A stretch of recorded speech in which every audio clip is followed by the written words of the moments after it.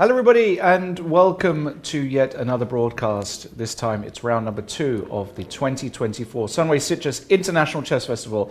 I'm Lawrence Trent and I'm delighted to be joined today by Keti Tatalashvili, who is going to be joining me and helping me out for the remainder of the tournament. Lovely to be back with you, Keti. The last time we commentated together was for the FIDE World Rapid and Blitz about 5 or 6 years ago, something like that. Something like that. Yeah, something like that. Long time ago. Long time ago. Welcome to Spain. You had a bit of a long journey, but you're okay. You're in good form. I am actually hyped to come back here in Sitges. This is my second year to host this event. And you guys, this is 11th edition of Sunway Chess Festival.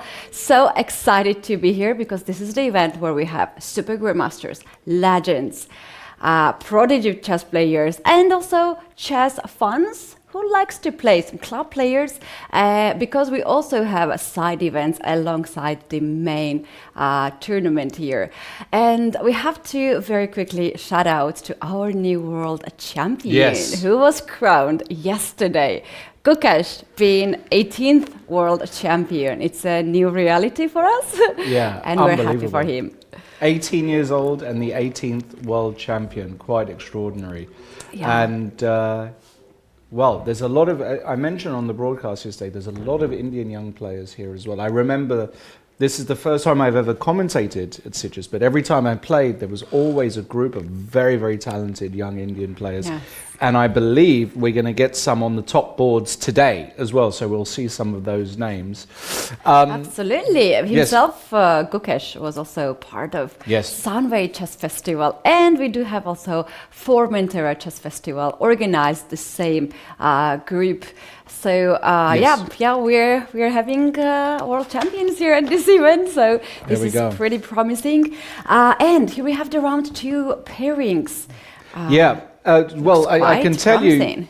Well, I can tell you. Yesterday, it looked as though we were going to have a few upsets, but it seems as though there wasn't any massive upsets.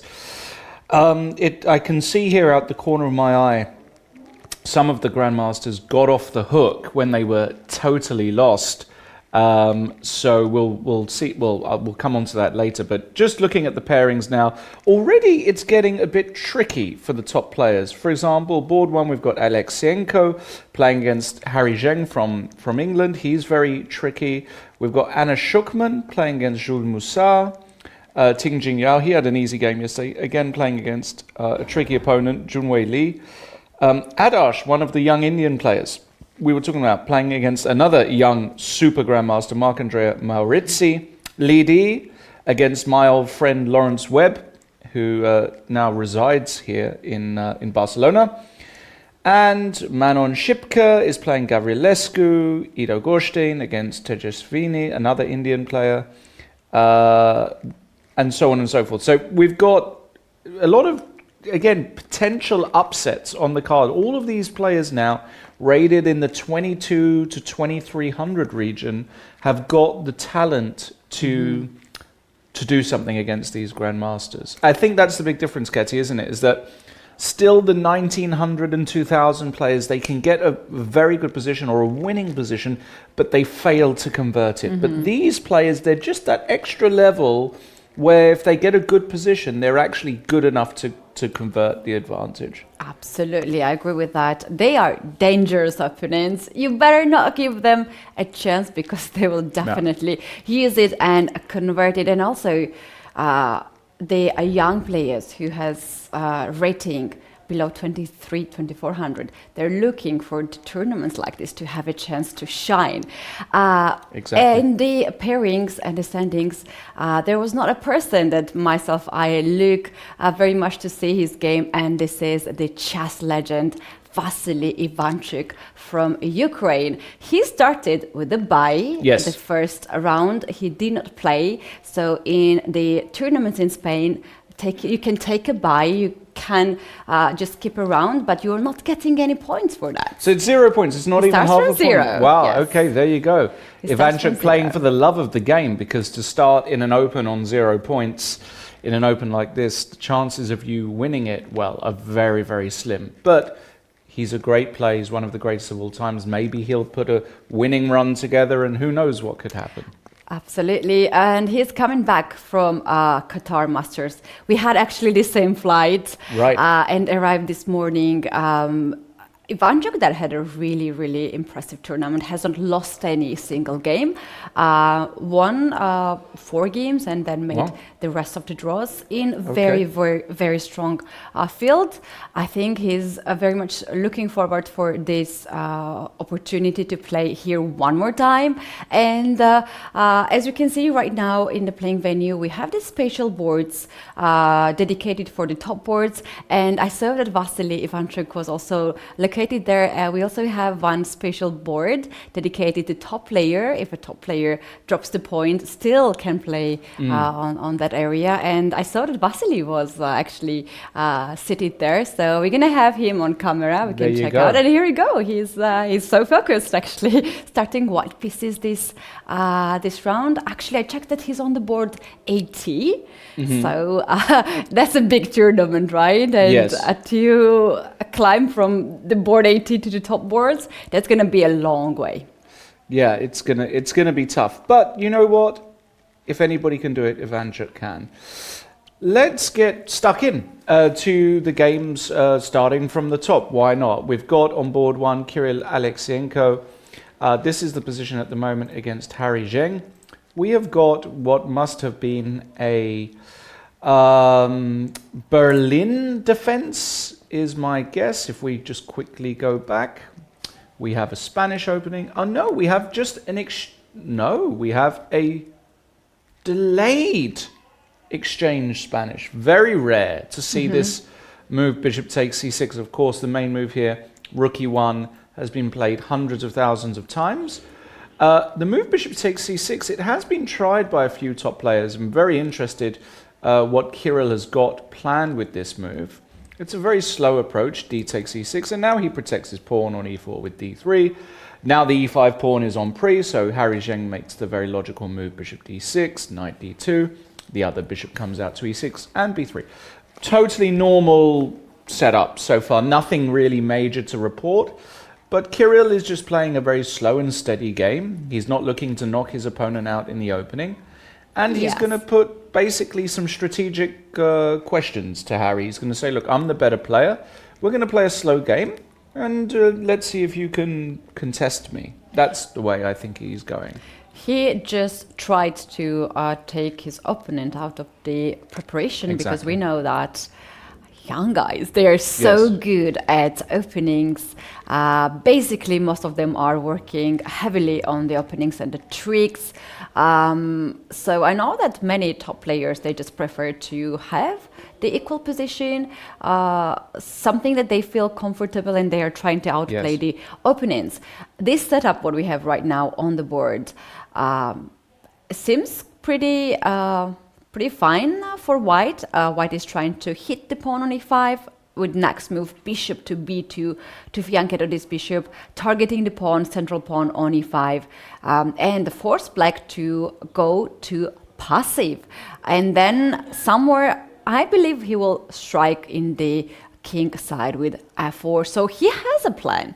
He has a plan. He's not going to have something extremely sharp in this position, but I like this idea of bishop b2 and then to move the knight away and push f4 and, you know, just go on the king side. Yeah, I think you can do that. Let's put some... So what Ketty is saying is that you can go bishop b2, you get rid of this knight and you can play f4.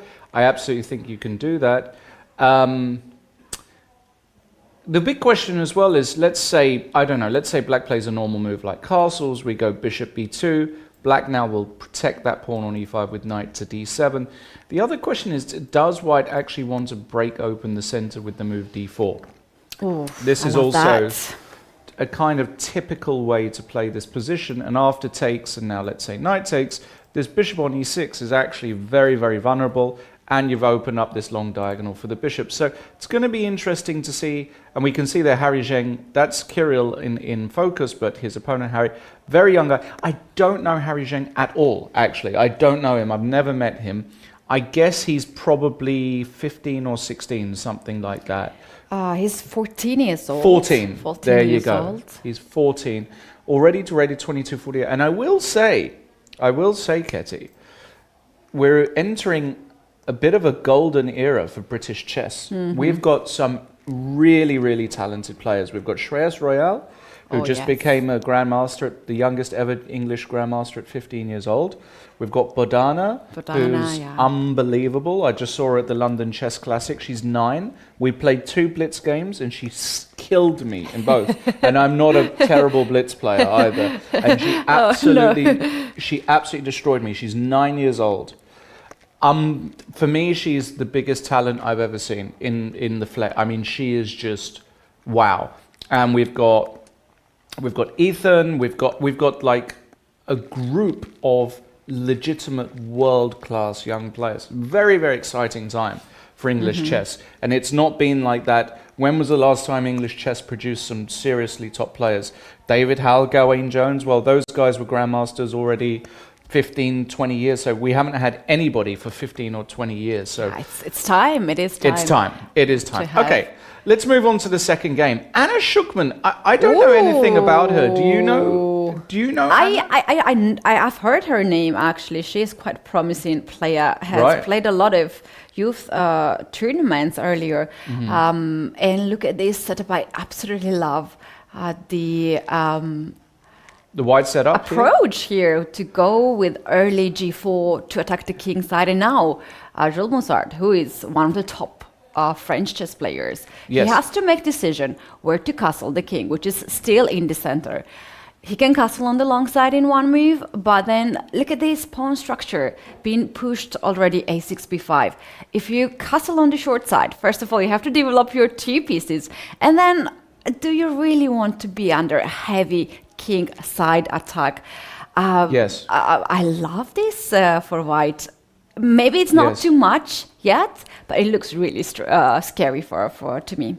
Okay. And Anna Shukman, I'm trying to look up some information here about her.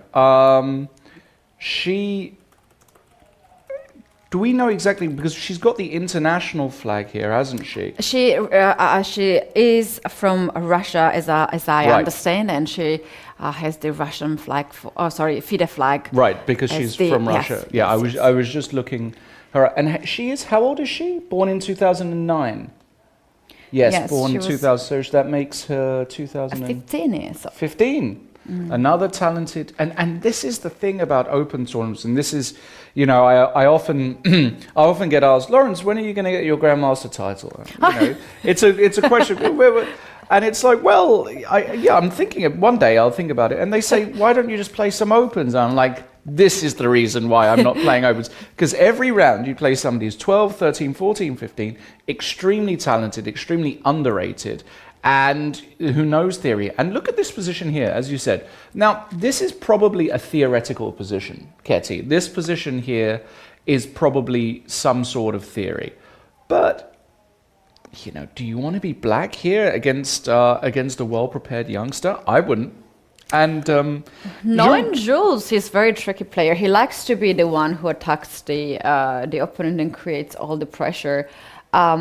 The move g4 has been played really early on move 7. Let's quickly have a look then, if you want to see the moves.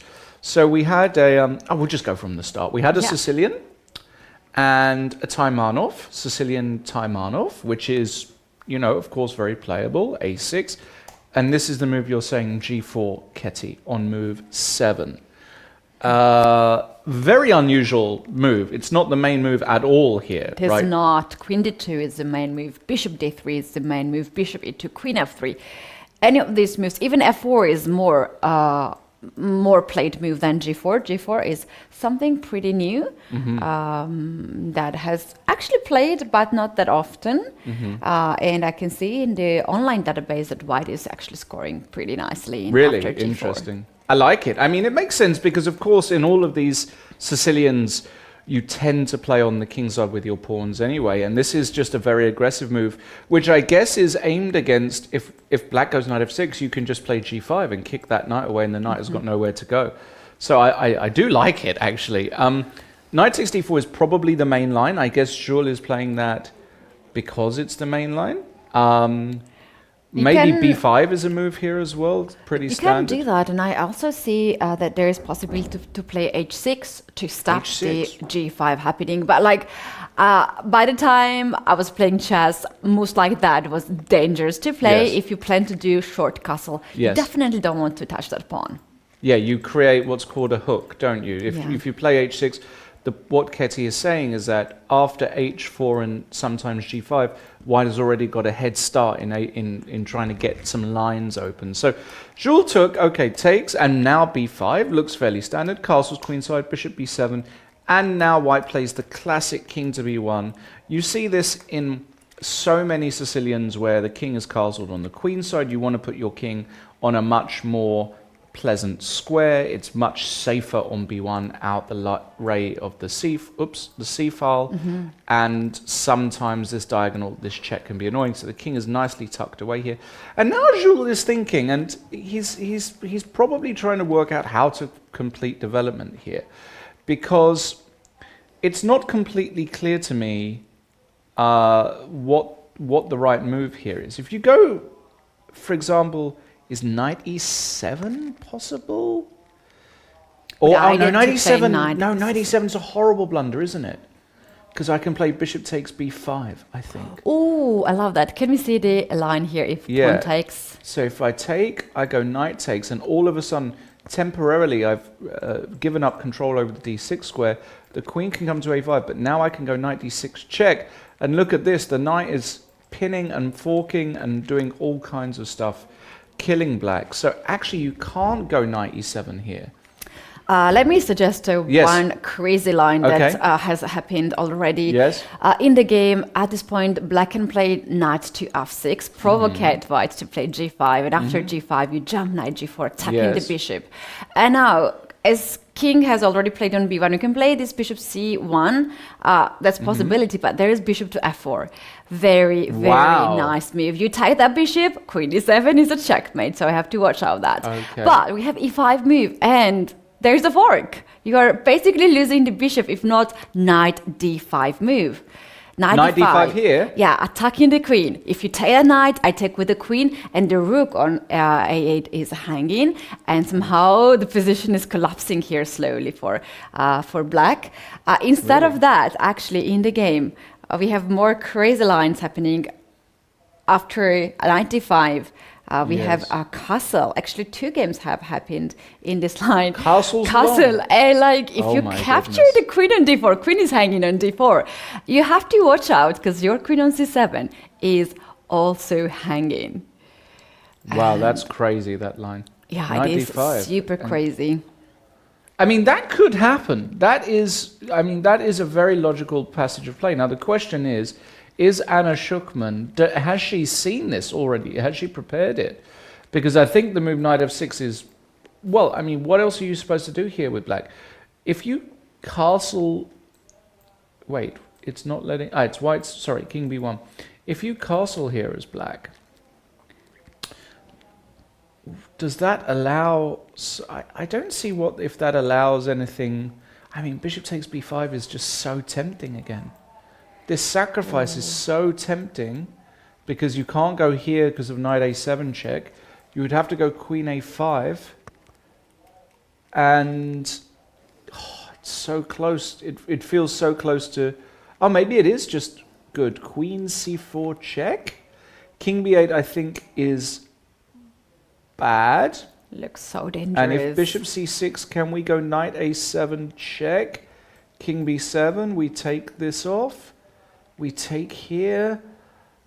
Oh, it feels, queen b3 check. The king has to go to a8, I think. I mean, this looks... I would play bishop b6 in this position. Bishop b6, I love it. Attacking the queen and also rook. You can take the rook on d1, but I'm going to get another piece on d file, open file. You have your extra piece on g8 or f8, you can choose. But those 3 pieces on the king side basically are not taking any part in this game. This is game over, right? It is game over. Well, actually, queen b5. The worst case... even that doesn't win. That's crazy. Wowzers. Is this winning? I'm genuinely not sure. It's a very it's crazy so tricky. position. Because what I want to do is, of course, I want to go, takes, rook d8 check, but king b7, attacking my bishop. Maybe I can go bishop d4 here. Ooh, I love that. But then knight f6, right? So, and then bishop c. No, I'm just curious about this position. Even is this? If we just try to create a pass pawn on the queen side Yeah, right now, exactly. because we have extra pawn there. Knight cannot move. Rook cannot move. You are just locked down there on the king side. So like a move like b3. And the thing is, if you go b4, I'm going to go, I don't know which one I'm going to go, maybe this one anyways. And now I've got two passes and... Well, we've gone a bit far, let's put it like that. But this kind of thing... interesting. But this kind of thing is very possible, because if Jules decides to castle, I think this move is just on the cards. So, well, look, we will see. Jules is in the I tank. love this game. Gorshtein in this game is very, very exciting. We can move forward to the next board, and here we have...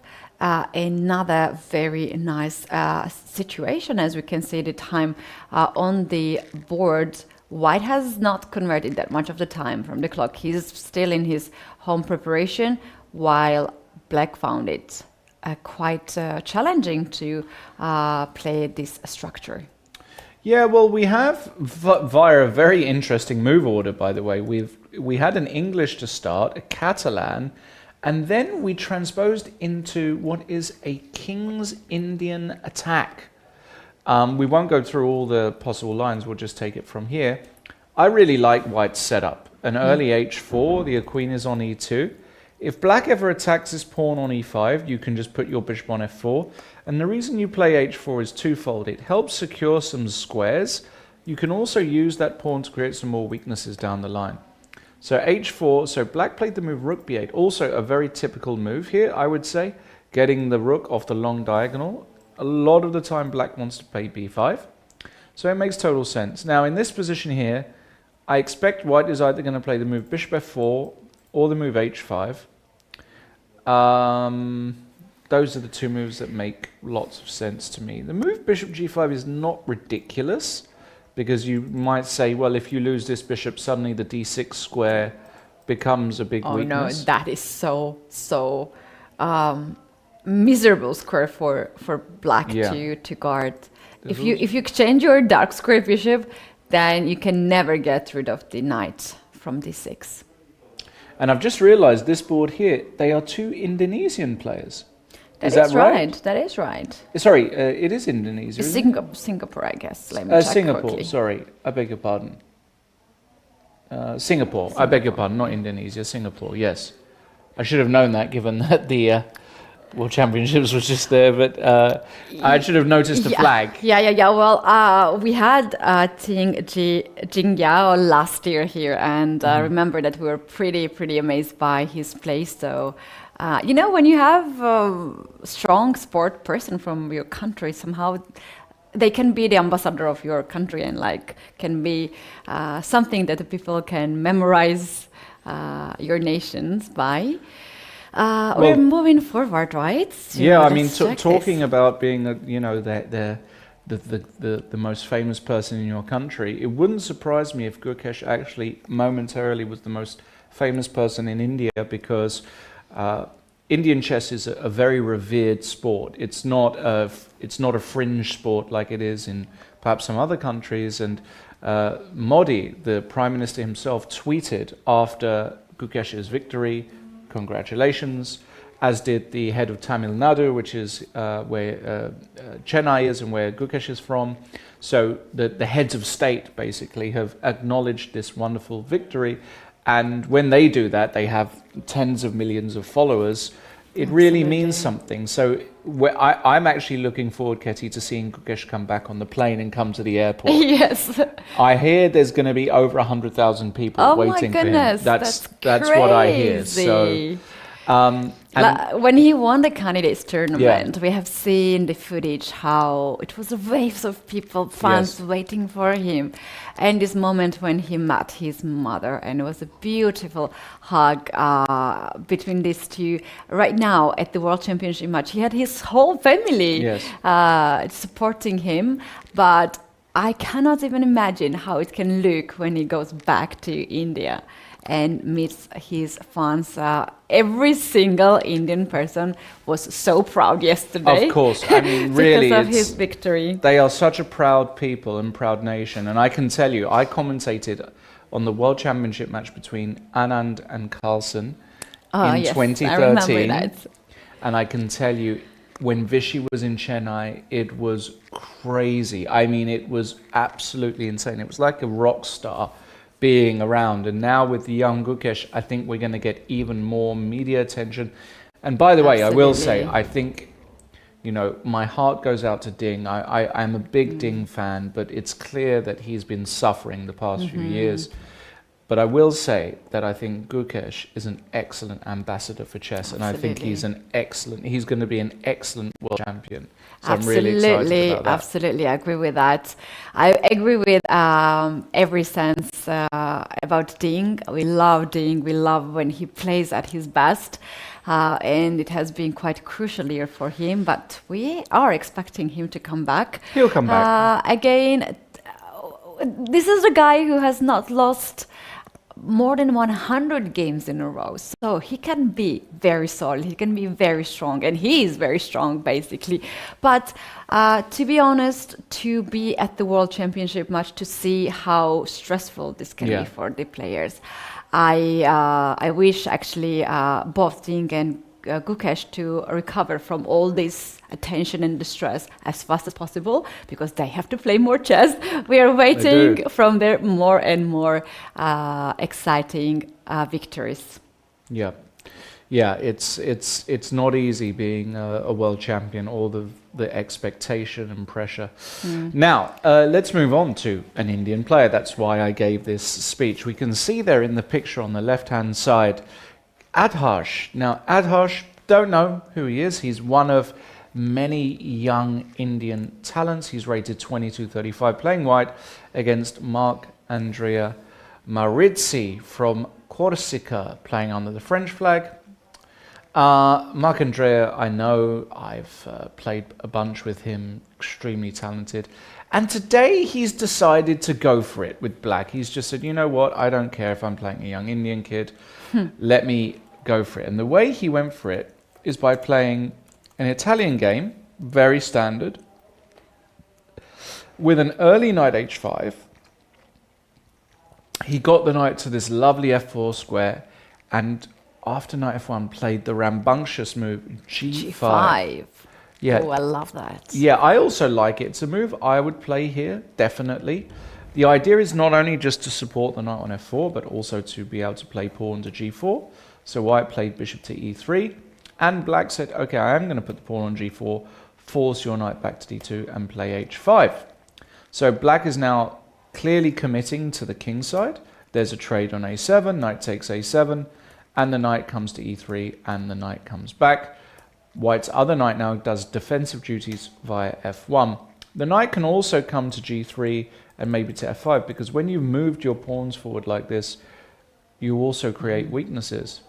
So the position looks interesting, but I can tell you this, Ketty, as somebody who plays these positions with black, it's not all roses and jewelry. It can backfire very, very quickly. You know, if white gets in. That's your king, actually. White's king is castled, at least, and your king is still in the center. So you have to be careful how much you can push these pawns. Exactly, if white strikes here in the center, then what's going to happen if the position is open? Yeah, I don't think black can open the position. If white ever plays d4, black tends to put the queen on e7 or f6, but then, of course, it can get hit by a knight. So, and there we go. And now we see Maurizzi's move, the move queen to g5. This is also very typical, getting the queen to a square where it can't be attacked by a knight, also preventing knight f5. h4 isn't really threatening anything, though. h4, g3 is not a super threat. So I'm very curious to see what the young Indian player is going to do here. There is a little bit of pressure that he's going to have to deal with, but... I think what black can do here is h4 to control g3 square, and then to look for some tactics like knight to h3, sacrifice rook g8 to open up the g file, and to put as much pressure as possible. Yeah, I mean, sometimes they work. Most of the time they don't. The knights actually do a really good job of protecting some key squares, but you never know. So we'll keep an eye on that one. That could get exciting. Before we move forward, I was so curious. Who is this young gentleman from India, Adarsh? Yes. He is 13 years old. 13. And I've seen that he has been having a fantastic year. In September 2024, just some month ago, he played the tournament also in July and August, and he actually gained 190 rating points in 2 tournaments only. Oh my God. And then early in that, he gained 150 rating points in just 1 event. So this is a kid who can play really good in the event, and seems like a big promise for Indian chess. All right, let's move forward to another game now. This is Li Di, who had a very difficult position. The fact that he won yesterday, he got very lucky to win. Very, very lucky. He was in big trouble yesterday. And he's playing against somebody I've known for 30 years, Lawrence Webb, an English FIDE master, who very experienced, definitely much better than his rating of 2219. In his best years, I would say Lawrence could play 2400 level. Right. So he's playing now against Li Di, and we've got this position on the board, which is a kind of typical position where white has got the 2 bishops in a symmetrical structure, but the bishops aren't really firing. I mean, if we look at this bishop on f3, it's not really doing very much. Exactly. But it's one of those positions, again, where if you can finesse the position where the bishops suddenly start to work, then you can actually get quite a bit of success. So I'm very, very curious as to how Li Di is going to complete his development here. Because if you trade off one pair of bishops, for example, with bishop e3, let's just say I take and knight takes e3. This is really not much. I mean, even after queen takes e3, I've got to be a little bit careful. There's a little hole here, and maybe this pawn on a5 is a little tender. But the truth is, I don't really see this being like a problem for Lawrence at all. I think Lawrence should be very, very happy with his position here with black. And he's got plenty of time. Like, why is white better here? It doesn't look like he is to me. Yeah, I agree with this point that the light square bishop on f3 is not active and has potentially not the target. One thing that I'm looking for, maybe some of like bishop g4 to provocate black to capture this bishop on g4, and after h takes g4, you have this semi-open h file that later on you might bring the rook back on h file and put some pressure on the king side, but that's still not enough to say that it's going to be a huge attack for white, but maybe this is the way you can get rid of the light square bishop. I love this move, Ketty, bishop g4. I think this is an excellent suggestion.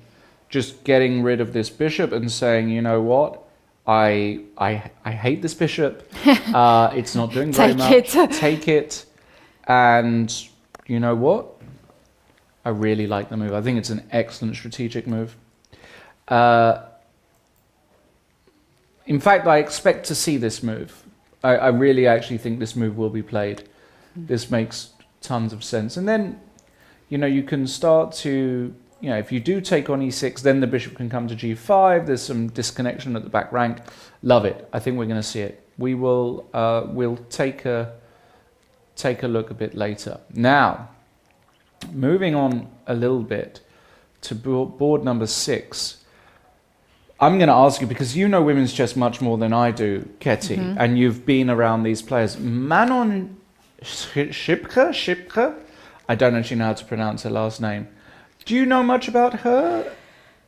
Not really much, Okay. because I've not really seen her. She's from France, and she's also a quite young player. Yeah, you can see her there in the video, right? Yeah. She is. What is she? She looks in her teens, really. Yeah, 17 years old. 17. Okay. 17 years old player from France. Yes. And we have her on the screen. There she is. Yeah, seems like.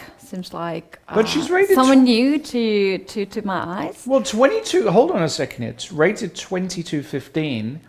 That is a very, very decent rating for somebody rated 17 years old. I can tell you that probably that makes her maybe number 6 or 7 in France in women's chess. I would guess something in that region. And she's played, look at the opening she's played here today. I mean, this is what we live for, this opening here. We've got another English with G3. We saw this actually in one of the other games, C5 castles. In the other game, we saw something like Knight C6, D3, Knight F6, and E4, I believe. But in this game, we see that Black plays the very interesting move, Knight E7, very unusual. The idea is that he wants to put this knight on C6. On C6, the other knight on D7. Yeah, exactly. Nice. But this allows you, just for one moment, to play the move B4, C takes B4, A3. And we have a reversed Benko gambit. Pure reverse Benko gambit. So you've got a Benko gambit with the extra tempo. With extra tempo, yeah. And I used to play the Benko gambit religiously as a kid. Religiously. I loved it too. I loved the Benko I loved gambit. it. And imagine if you had extra tempo Oh my in God. every game you played. Well, look at this. It went Knight C6 and E3. I think this move E3 is also very, very thematic. Looking to challenge the center while Black is undeveloped. And the idea of the Benko gambit is you just want to develop your pieces very, very fast. Get some pressure along the long diagonal here. Get some pressure up the B file, maybe the A file. I love it. I love her. I love the fact that she's fearless today. She's playing with energy, exuberance, and already she has got a 12-minute time advantage. So that's pretty something to play, Yes. especially against Grandmaster. Don't know much about her, No. but we know that Manon has been played a lot recently, and she has achieved her Women International Master title this year, 2024. And you know what? I'm looking right now at her FIDE profile, and I am impressed. Lawrence, I am so impressed. Okay. Since 2022, Yes. she has not missed any single month not to play chess tournaments. really, It is crazy That's to me. insane. It is super crazy. I see Wow. only one month, 2023 February, that she doesn't have the rated game in classical chess, but she played some rapid games. But other than that, from 2022 to 2024, she has not really missed any single month, but she's playing a lot. So that's why her rating is quite impressive. fantastic. And yeah, maybe this is a new face in the women's chess world. Could be. We've got another women's player on board 7 playing Black against Iro Gorshtein, the Israeli grandmaster. Again, Tejaswini. Also 17 years old, as the previous participant. And she's also the Women International Master. So at the tournaments like this, we have also another competition because we have the prizes for the best women. There is a women's prize. Yes, there is the best player under 14, under 16. At this tournament, we have a lot of prizes. The closing ceremony is the longest closing ceremony of the chess history because it's a lot of prizes. Yes. And you can also collect the prizes in different categories. Besides that, we have the rapid tournament, blitz tournament, bullet tournament, feature random tournament. Fantastic. And you're collecting the points. and then we're going to have a final winner of that too. So there's going to be also another competition for women here to get the best woman prize. There you go. And there is a shot of Tejaswini, as Ketty said, 17 years old, rated 20-11. Now, of course, in India, you're clearly an extremely talented player if you're rated 20-11, and I'm sure she's represented her country probably at some youth events, and she's playing this position against Ida Gorshtein, which, I think is okay for black. It's a King's Indian. White has just played bishop b5.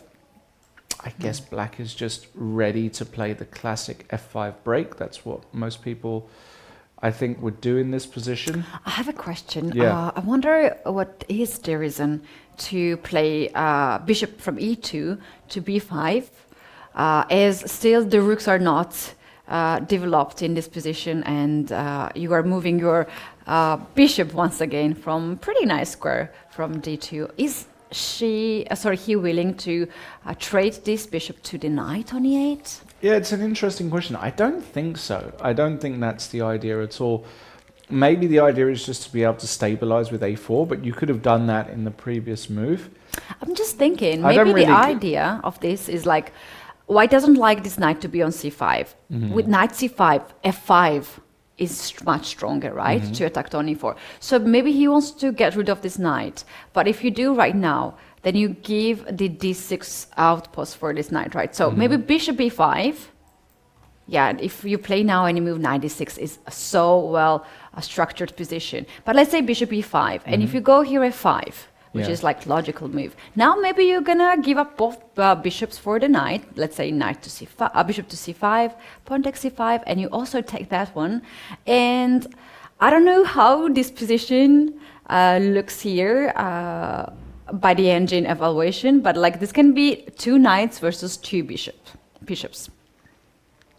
Yeah, I think that's a very possible idea that white has here. He wants to play the 2 knights against the 2 bishops.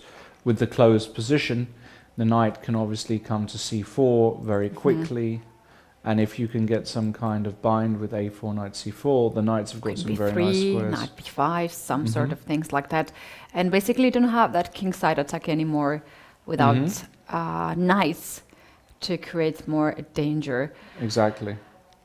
That's interesting move choice, but we can say that Ida Gorshtein has actually thought quite a lot to make its decision, has spent 25 minutes from the start to reach the point. Yeah, this is a very all 3 results still here in play. Lots of game left. Board 8, Alexander Mulukov against Jagadish Siddharth, another Singaporean grandmaster, and we have a very, very interesting position here where white, again, looks like a young player, young FIDE masters, put the queen on f3 very quickly. Let's see this opening. Hold on here. What do we have here? We have a Vienna with queen f3. This is very unusual to get this queen move. The idea is to prevent d5. And he does that and brings the bishop out to g5. And in fact, black says, I need to break the pin. And he doesn't go queen f4, don't worry. But I think in this position, actually, white probably will play the move knight g to e2. And ask black, do you really want to go d? I don't think you can go d5 here. You may be able to, but I don't think so. After takes, I can take on f6. Doesn't look like it works out. So knight g2, let's say, I don't know, a move like pawn to d6. Now white would typically play a move like h3 maybe to prevent any bishop g4 stuff, but I quite like it for white. I think, if you can get in castles and find a way to launch with f4, I think this has got some promise. I really like what Alexander has done here, actually. Yeah, I don't hate this queen to be on f3. Usually we don't like to bring the queen too early in the center, but like this queen seems to be not under attack after h3 especially, but also knight g3, knight f5 sort of ideas. You might need this queen on the king side, maybe something like queen g3 somewhere there to bring even more tension Yeah, it looks very interesting. Yes, moving on. Maxime Marie on board 9, candidate master from France, playing against Sava Vetokina. Sava's game we saw yesterday. I think Sava also had some problems yesterday, if I remember correctly, but could be wrong. And we have a sort of closed Slav-like structure where white is playing a few, let's say, random moves. I don't think black has got any particular problems here. So we're going to pass quite quickly. We're at the very early stages there, not much happening. And in the next game, Paul Veltin, the French Grandmaster, playing against Nikolai Grebenikov. Excuse the pronunciation.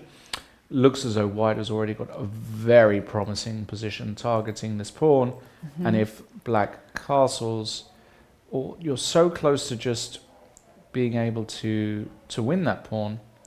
Knight e5, there is bishop e8 holding on, but the position looks very pleasant for white. This bishop on d7 looks very, very misplaced.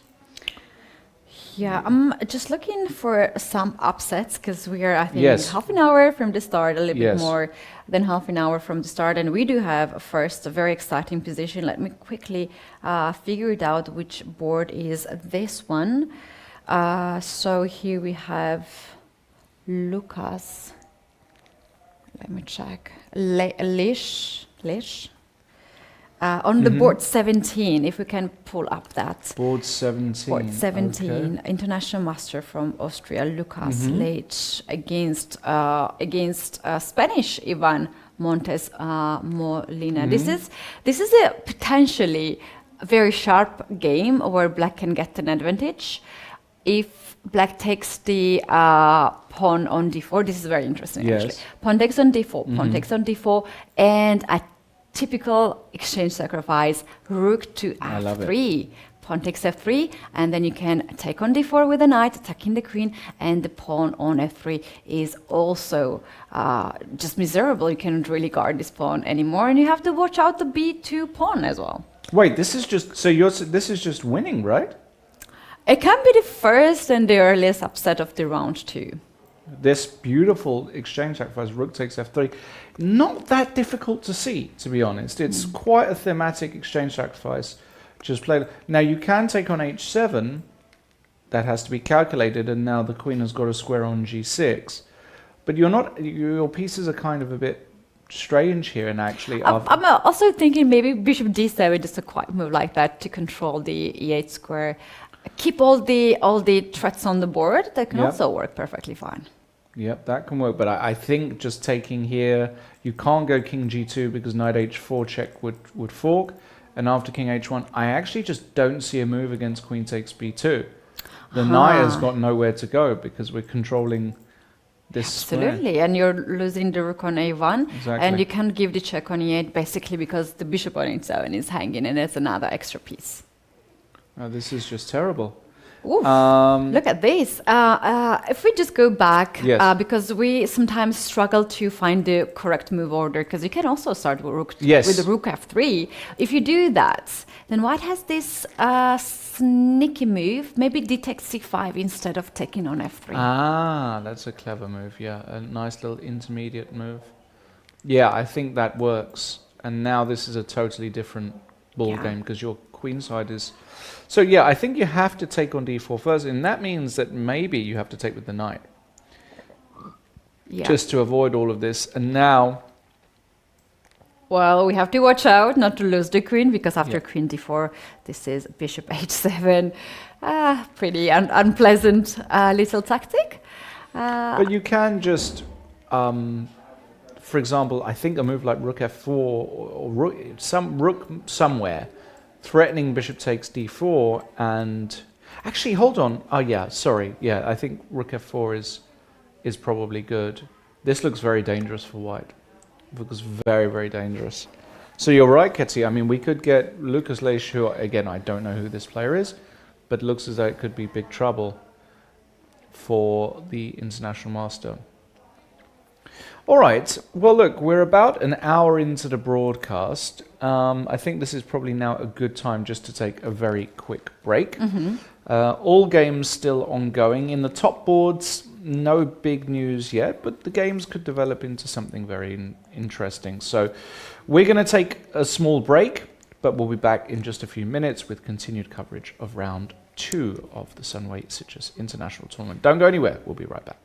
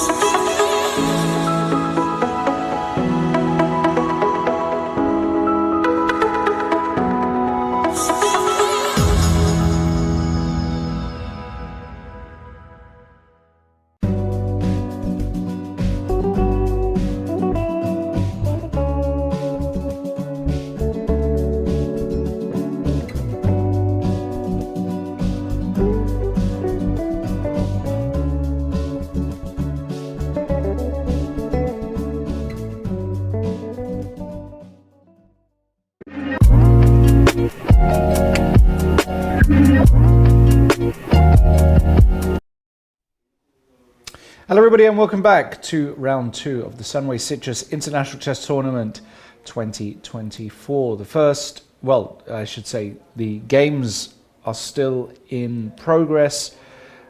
Many, of course, now in the middle game stage after what we've been live for about an hour and 20 minutes. No big results so far, so we're just going to take you through all the games. I'm here with Ketty again, of course.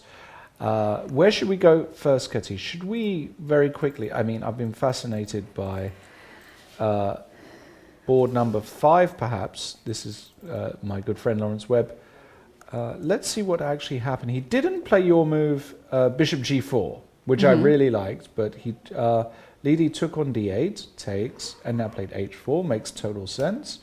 h6, stopping any bishop g5s, bishop to d2. Okay, bishop back to f8. Very sensible move by Lawrence, getting the bishop. Oh, rook a2. Wow. That's wow. a bit of mysterious move, rook a2 here in this position. A2. There's only open d file. Basically, you want to fight for the open d file or not allow your opponent to control it. But then you play rook to a2. Here, you definitely want to play something like b4. Next move, perhaps, and maybe he just wants to have the rook on a file to create the pass pawn somehow, or open up the a file. So let's say before next move, and black is kind of forced to take that pawn. Well, why you really need rook a2? You can't play b4. Let's just say black played a random move. You can't play b4 because after I take, you give up the d4 square for this knight, and you just can't allow the knight to get there. So I think the idea of rook a2 is possibly to be able to, is it to go b3, move the bishop? I actually just don't understand this move very well at all. Like, it's a mysterious move to me. I think that is the right move as well, right? That definitely was played. Yes, it was. Rook a2, yeah? It was played, and I see that White took a lot of time here to think, and then he made this move. Well, I think Lawrence is still doing totally fine here with black. 14 moves, almost 15 minutes to make rook to a2. So this is very deep move. Something it's very either interesting. Brilliant. And there's Lawrence on the screen, and he's looking at this board like in this move like what this mysterious. What is this move? You're a grandmaster? What is this? Is this what grandmaster? He's thinking, this is why I didn't get the grandmaster title, because I can't play moves like this. Yes. And he's looking at that, and there's Lawrence. He always looks confused, to be honest. Lawrence, he always looks, but he's really confused. But he needs to not freak out, and he's trying to work out what this move is about. And of course, we don't know what this move is about. But so if actually instead of rook a2 you go with the logical move here, rook to d1, there's knight c5, hitting the pawn on a4, and you have to get back this rook on a1, and now you just lost the tempo. So it was not possible, but still rook to a2 is a mysterious move to me. And if knight c5 now, is the idea to go, I don't know, bishop e3, and I don't think you can take this pawn because I can take and go bishop b6, and I'm hitting your knight. I think the idea is to go bishop b3, and then knight b3 or knight d3 doesn't come with a tempo. And well, it's still very, very close. I fail to believe that black is doing badly here. I think Lawrence is doing just fine. He just needs to keep his calm, keep his cool, and he'll be just fine. Let's quickly check out the board 17 when we had this exciting exchange sacrifice. We do have some updates there. Oh, wow, okay. And actually, something very interesting has happened. Do we have the moves? Maybe I can just... So it happened that after that position that we saw, black took it right away. Okay. Because we mentioned about this, it is difficult to figure it out which move order you have to hit the tactics. So here black decided to first take the rook, white took it, the pawn on c5, and now took the rook, and black went to e5 to open up the light square bishop to get this bishop on h3 perhaps, and white is taking some time to think here, but bishop to h7 looks very logical move to me, and when king goes there, just to play bishop to f5, try to trade more pieces off the board, and then at some point you're going to have some issue also on d5 pawn. Yeah, it doesn't feel like this has worked for black. It feels like he's got the move orders wrong, or the concept isn't quite working. White is quite stable here. There's not a direct threat to the white king. Black is far behind. If you, for example, take and play a move like rook g8, you're not actually threatening anything. The bishop move is just a check. Wouldn't surprise me if you can just go knight d2 here. And what are you going to do? Put the bishop on f8? I can always put my king on f1. Can even put it on h1. I've got to be a bit careful that I don't lose a pawn here, but this looks very, very decent for white. It looks much better than it can look if black could choose the right move order, but I also see that at the point where black played on move 13, rook to h3, black only thought for 4 minutes, and when you do the tactic like this, you need to double check everything, and 4 minutes is not enough, definitely. Yeah, he should have taken on d4 first. That's a much better version. So I fully expect Lukas Lesch to win that. Actually, I don't think that works at all. Let's have a look at some of these boards, board 10 and below. I mentioned before Paul Veltan's position. He did, in fact, play the move I was thinking about, which was knight e5. The bishop dropped back. White was piling up down here, but now Veltan has brought the rook to d1, and now the move d5 is begging to be played. And if you get that move in successfully, either directly or maybe with e4 and then d5, this position is simply not going to be feasible for black. It looks very, very dangerous. Also, you have some other issues here with black. For example, the move knight bd7, which is a move you would normally like to play, actually loses immediately due to the move knight to c6. You're hitting the queen. The queen only has one square, and then you have the beautiful knight fork. So you can't even develop your queen side easily. And these positions tend to go very wrong for lower rated players. So Nikolai with black here has to find he has to find a solution here, but I don't see it actually. I don't see an easy way to get out. Maybe knight f to d7, but it looks also, I don't know. Feels as though there should be a way to punish. Maybe white will just go f4 here, just kind of saying I've got a beautiful knight. I love this position for white. Look at this holes on the queen side. Light squares are not the strongest side of black, and white can actually start to have pretty serious advantage after bishop d2, rook to c1, just to develop the pieces nicely. Black is struggling to develop. We do have the first result already in round 2, board 21. Very interesting game. This happened Julio Cesar Diaz Rosas from Mexico against Daniel Christodorou from Romania. That was on the board 21. Do we have the moves? We have the moves there. So here we have, this is the last part when black actually decided to resign in this position, but earlier was pretty tense. Maybe we can just go back a little bit and check it out how white played this beautiful game. Maybe even from this point, it's quite instructive for many of our viewers when we have one side locked, the king side is locked, and white has an advantage on the queen side. And let's see how nicely white started to attack on that side of the board. Knight b5, attacking the pawn. And just won a pawn? Yeah. Yeah, I don't think Daniel played this well at all, just allowing the pawn grab. And, You know what? If you play a6, you are anyway not stopping knight a7 happening. Yeah, and then he gave up the exchange, yeah. I think all the way back here you should probably think about an earlier a6, but he probably didn't do that because he was worried about knight a4. So if we go here, for example, a6, knight a4. Yeah, and then but, maybe knight d7, and then probably he saw something like queen b4. He was probably getting bothered by all of this. So, yeah, okay, well, a pretty straightforward win after you win the exchange there. It looks pretty straightforward. So let's continue with the round. Now we've got another women's international master on board 11, Ayan Alaverdieva, playing against Joseph Girel. Another French grandmaster who I've never met or have no idea who it is.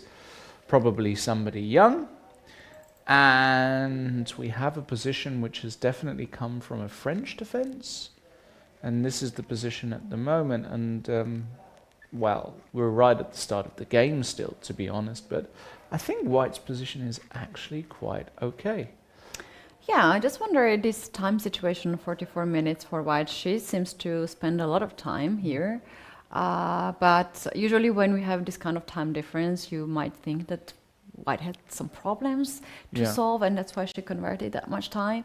But to me also looks quite okay, as White is controlling whole board right now. Bishop d3 can be played next move, and just the question is, where this king going to settle, because you cannot make castle on the long side, neither on the short side. So maybe she was just trying to figure it out, the safety of the king, because you can't leave this king in the center. You have to somehow find a way.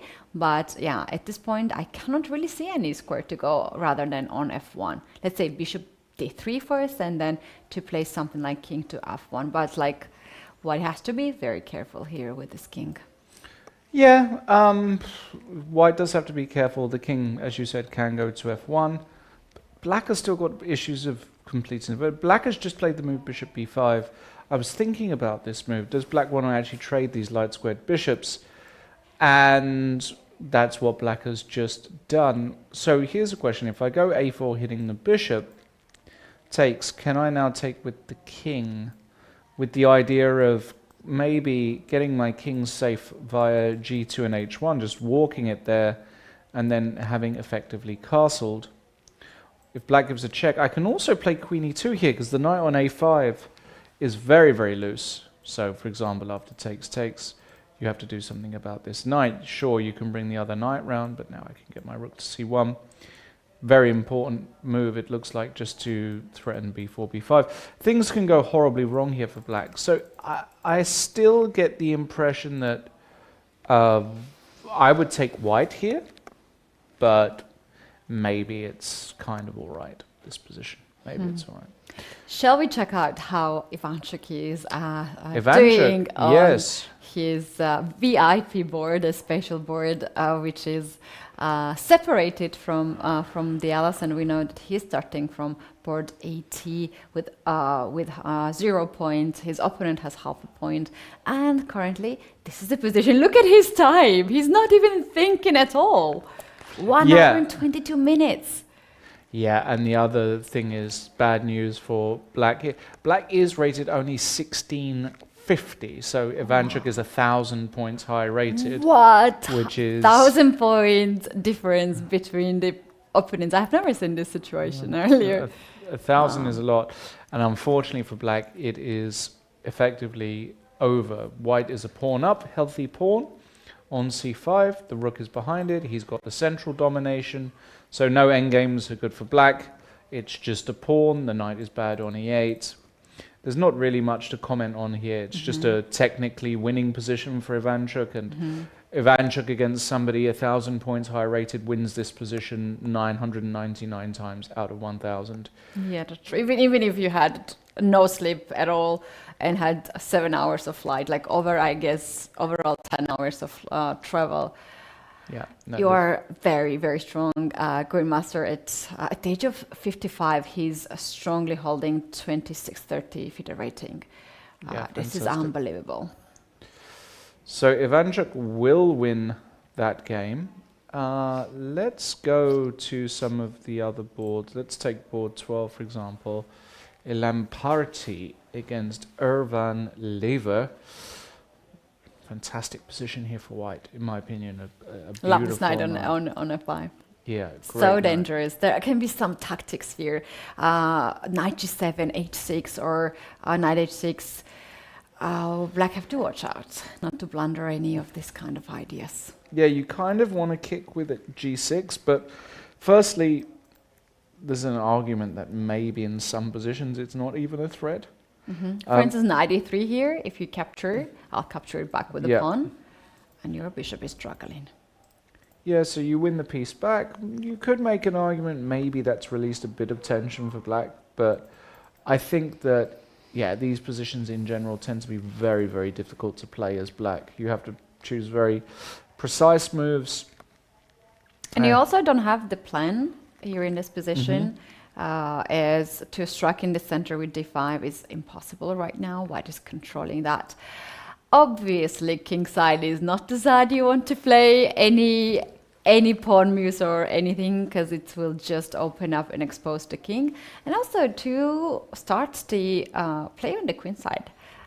There's not much of the future of that, like a6, b5. First of all, it's difficult to do. And then, yeah, basically when you have no plan, that's the worst scenario for any chess player. You just wait for the opponent to make a mistake. Oh, look at these two rooks. Look at this, Harry Lee, the Englishman, Harry Lee. So there's a lot of English representation here, playing against the local Grandmaster Josep Manuel. Josep is Lopez Martinez. He's been around forever. He's played on the Catalan circuit and European circuit for years and years. He's slightly lower rated than he used to be. I remember he used to be a sort of mid 2500, 2530, 2550. In fact, I think I've played him a couple of times. Oh, okay. I think I've played him a couple of times years and years and years ago. But he's got this position. Now, Harry Lee, I mean, Harry has done the double rook swing. Look at this. He's gone rook a3 over to g3. And he's basically saying, I've got one thing on my mind here, which is to try and mate you. I don't quite see how it's happening yet, but I'll give you an example, right? Let's say black played a move. I'm going to put a very bad move on the board. Can white think about the move bishop takes h6 here? The idea being that after pawn takes h6, I go queen d2, hitting the pawn on hitting h6. the pawn. You go king h7, and now I want to play the move. Oh no! I love g6. this move. Look at this, attacking the pawn on h6. You don't have any defense. You have to take this rook, right? Yeah, and now I open up the h file, and that actually looks like it's going to be mate, because if you take, I take, and now I can also include my bishop, and eventually, oh, there's king e6. No, there's king e6. You are survived, but it. There was queen d6 checkmate there. There was queen d6. Yeah. Bishop h5. Bishop h5, king e7, queen d6 was it? In this position, if one move is not working, definitely there will be another option. I love this tactic. I think that's what he did. Now, Josep played rook g8. Now, hold on a second here. Yeah, this move is... it's a defense. It's a defense, because... Why? In the same line, bishop h6... Yeah, so if I do the same thing, if I take... King goes queen d2. Now, if you take here, I've got the very important intermediate check, and then I take here, it's made. So I have you to play have to go king king to h7. h7. And if I do this... I take with a pawn, and then I have a rook to... Yeah. That's why Josep played rook g8 here. So he saw the idea. Now, we don't have to take on h6. What if we play a move like bishop to f4 with the idea of queen d2 kind of... And then there are some positions where we can think about it. Also, this knight is yet to join in. If I could find a way to get that knight in. I love this move. Quiet move. Queen d2 is coming next. How you're going to deal with this? There is also another, probably it's not working, but like it looks fancy to see. Like I was thinking maybe bishop g5 to sacrifice the bishop to then push the pawn, but it's probably not working because you have this g6 move, and somehow our own pawn is not the best friend. So I was thinking maybe rook to g6. Yeah, that's a very interesting move as well. To lock it there. And sacrifice the whole rook. And then to threaten bishop to h6. But honestly, this is the best when you have your queen already on d2 and bishop on f4. So you can just prepare that. Yeah, I think that's what's going to happen. Maybe the bishop to f4, because you don't want to. You also don't want to allow the move pawn to f4, which is a sneaky tactic. So I think white will go bishop f4. I think black might go queen e7, and if queen d2, can you put the queen on e6? I know it looks very passive, but you do cover here, and I don't quite see what white should be doing. Maybe in this position you can try something like bishop f3 and actually just go for like... Oh, there's bishop h6 tactics somewhere. So let's start with... Here, I mean after bishop f3. It looks strange, right? No, before that. Oh, bishop h6 here. Doesn't look like it works if I take with the queen. No, sorry. Just give me a second. Here, queen e6. Yeah. Rook g6, pawn takes g6. And bishop takes... Yeah, you can do this, but I can ignore it, right? That's the thing. Like I can play g5 here, and you're gonna be a rook down. Doesn't quite work, but I see what you're trying to do. We're very close. We're very. I'm very excited about this game actually, because Harry Lee could find something spectacular here. Oh, this can be actually the game of a day, because can we have a quick look at what the machine says? I'm just very curious because this is okay. Let me board check 13. quickly. We try not to use the machine. So the best option here is bishop to f4. And after that, yes, queen e7. Let's say queen d2. Yeah, queen d2, queen e6. Yeah, queen d6 or queen f8. I'm not sure which is best. Yeah, there's not a tactic. The engine says you have to play king g1 only. Well, that's very difficult, because then, I mean, let's say the queen goes to f8, which I think is a little bit more natural.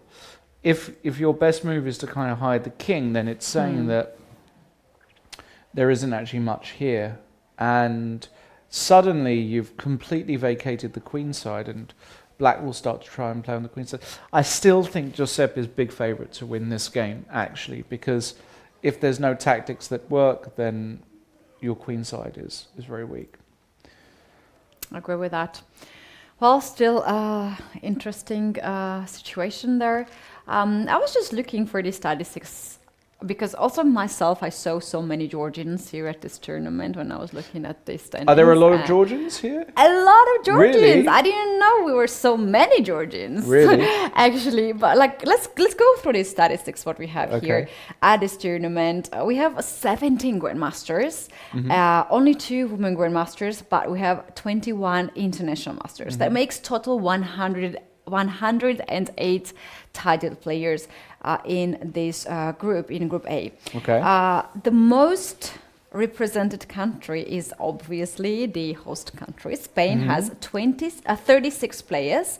Then India is the second. It's 29. That's fine. We're fine so far with these numbers that we could expect. But we have a lot of people from your country. From England. From England. 15 players. Look at this. Wow.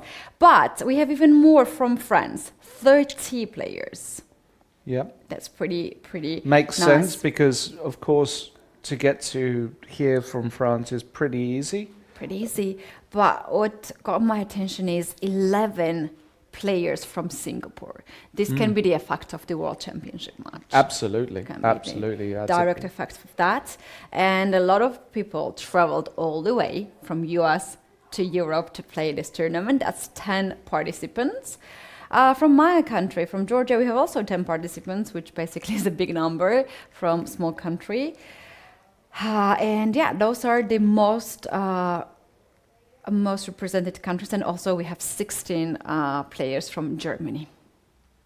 Wow, okay. So it's very interesting, right? Usually we have a lot of Indians from the tournament. We have also a lot of players from Russia. But for 2-3 years already, they are playing under FIDE flag. And what I took very interesting, Kazakhstan, which is now booming, chess is booming in that country, only represents with 3 participants in this tournament. Yeah. Well, there you have it. But very international.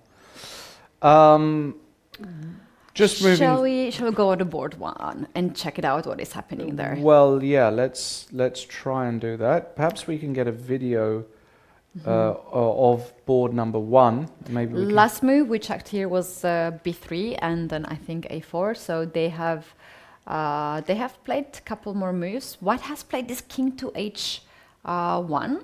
Do you think he's preparing some kind of kingside attack with f4 or g4?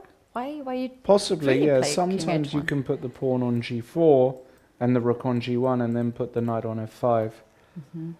Yeah, and it looks as though we may they've gone a bit further and we may struggle with the moves there. So it's going to be pretty tricky. And of course, he's playing against young Harry Zheng, Kirill Alexenko here. Look at Ivanchuk. He's so interesting on this board. Starting from the very beginning, we saw him actually blocking the camera. He's always around to this board. Maybe he finds it very interesting to check it out. Yeah, I mean, Ivanchuk is he consumes chess. That's what he does. And we're getting closer to the board, and there's a queen on h5. There are 2 queens, but only 1 queen is actually on the board. The extra queen is usually just the backup for the promotion. Yeah, and unfortunately, as I say, don't have the loaded position, but it looks as though Alexenko has gone on a bit of an attack here, put his queen very aggressively there on g5, I think that looks like, or h5. Maybe it's h5. And so we will come back to that at a later point. But also judging by the clock, seems like white is quite comfortable. Yes. Have 20 minutes advantage on the clock. If we just have the quick look also on the second board to check out, because this game was so intense. And the last time we checked was when black had to make decision to play knight f6 or to find any other move. And I see that black actually played knight to f6. We're going to have the footage of that board in a second. And I think it was quite challenging for Jules Moussard, who is one of the top players. Oh, do you know that last year Jules Moussard played this event too, but he came at the event 2 rounds later. Oh, really? Yeah, not 1 round, but 2 rounds. So he had 0 points. He played amazingly, and he won all the games, and he won 7. Not all the games, but like I think he made also draws somewhere. But he was playing like crazy, starting 2-0s and then winning a lot. Okay, here we have this board. They are looking very, very focused. Seems like we have this knight on g4 that we were looking for. Yeah, we have look at that. Oh, actually, we had exactly almost the line you've suggested. Look, this is what happened. It went, I think, g5, knight to g4, your move bishop to f4. I think black played e5 here. I think there was... now, the question is, how did that queen get to g3? Knight d5, queen went to c5. Knight d5, queen c5. And here, somehow, it's the queen... Let's just roughly make the move queen d3, rook c8 and queen g3. I think that's the... No, because this pawn would be... So actually rook c8 was the last move. Yeah, so I'm just gonna try and compose the position.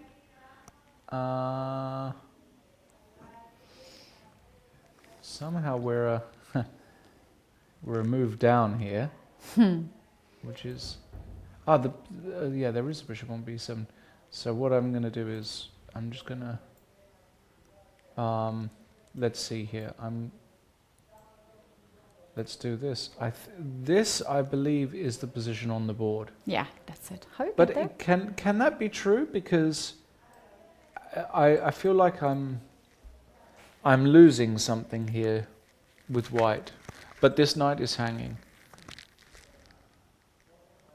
That does look like the position, doesn't it? It looks like the position. Okay. And so queen takes c2 is a winning threat. The bishop on f4 is hanging as well, and you cannot save both of them, definitely. So I think white, if oh, there's a beautiful tactic. Okay. Can we get sure. the board on the screen? Okay. Yeah, here we have it. So let's say I take the knight on g4. The idea is that when you take on c2, I play rook, king to a1. Rook is guarded, and you can checkmate me on the back rank, right? Okay. You take the bishop on f4 because you are winning, and there's knight to f6. Beautiful. A nasty move. You take this knight, you're gonna be checkmated on d7. And it is checkmate. If you move as well as checkmate. Yeah. So we're saying that white can play the move queen takes g4 here. Now, if queen takes g4 exists, that looks completely winning to me. So I'm a bit confused because I don't see a way to prevent mate after takes king a1. Maybe black can actually take on d5 here. That might be the move. The point is, if we take with the rook, we get our own back rank. Exactly, but there's bishop d3 move. So, bishop takes d5 and bishop d3 here. I love that. I don't know if that works, but I also have bishop to b5, but like bishop d3 is good enough. And if the queen comes back, I don't know, to c7, is this the position that Jules is trying to calculate? Because this looks... It looks terrible. Totally losing for black as well. I mean, rook h1. I've played myself Sicilian so many times, and I know how horrible these positions can be. You can never survive here. I don't know, there are a million moves here for white. A cute move is to do this. Oof, I love that. And then d6. They are playing the moves, and I see queen to g4. Let's get a close up there. This can be the biggest upset of this round. Well, I mean, if this is good for white, I think that. How you reach this place? Let me. I'm going to actually. I'm actually gonna set it up. So we're just going to watch the board for the minute. Just tell me here, and I can. How you reach? So we played here knight d5. Knight d5, yeah. Queen. Yeah. Queen goes back. Yeah. Let's say this. That's good. Set up. Yeah, exactly. Yeah, and queen takes g4. Yeah. Oh, okay. Queen g4 is actually a blunder, which looked so natural. Really?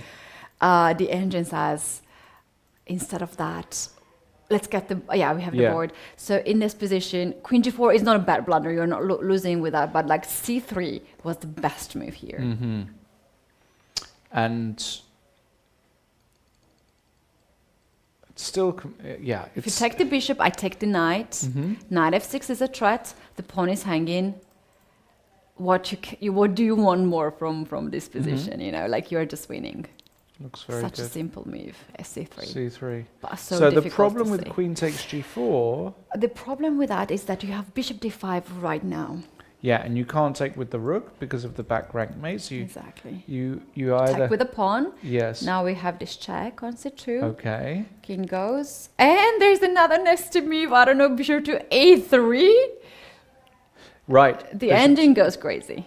Yeah, but that forces a draw because of the perpetual check. That's very nice. But my question is, if black doesn't do that, is black losing? So, for example, if black takes on f4 here. In that case, you are given the chance to bishop h3. That's Look beautiful. Yeah, you know what? After queen takes g4, I think that Jules Moussard has to do this. He has to take on d5. He has to take on c2, and then he has to find this gorgeous move.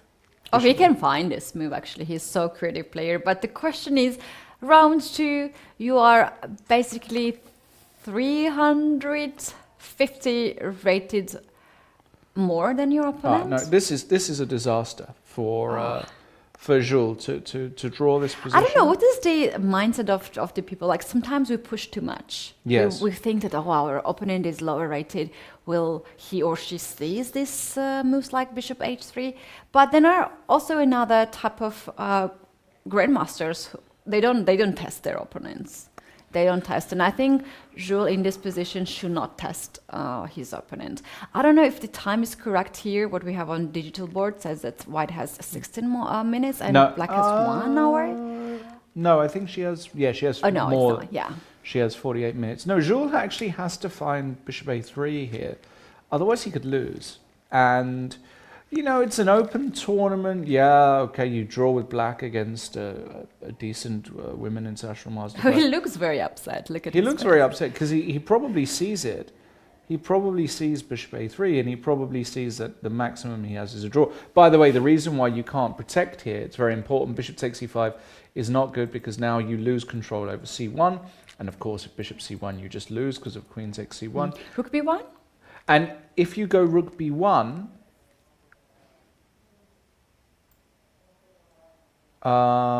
definitely this is not a winning, like you're not creating a trap. No, but rook b1 is very good because actually now you need to find another move here as black.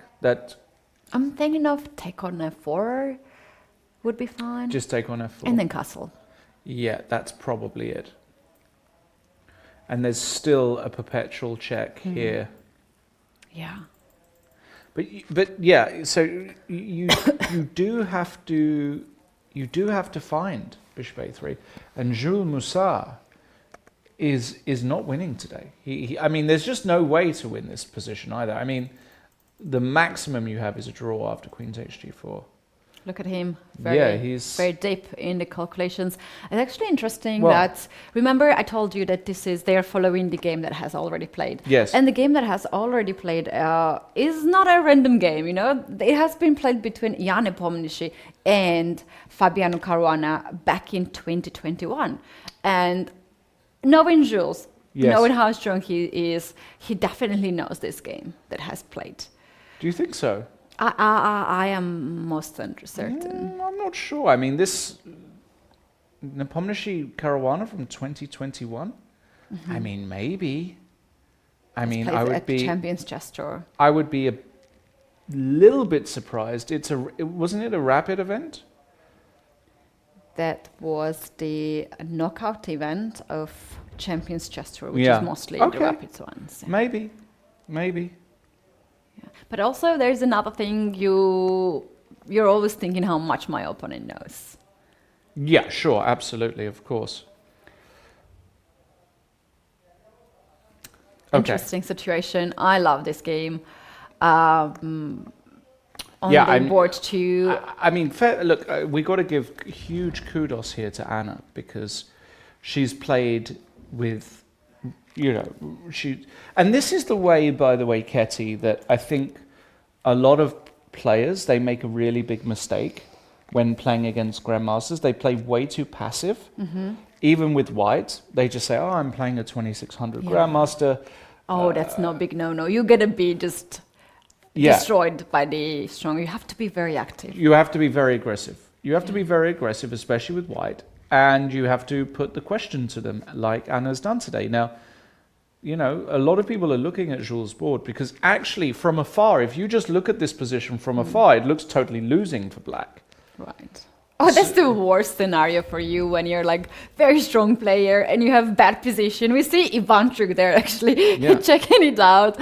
And then you have a lot of people surrounded your board and you're losing. This is such an embarrassing moment, right? As a chess player. Do you think Jules sees bishop a3? Because I think I think he does see it, but he looks really, really unhappy.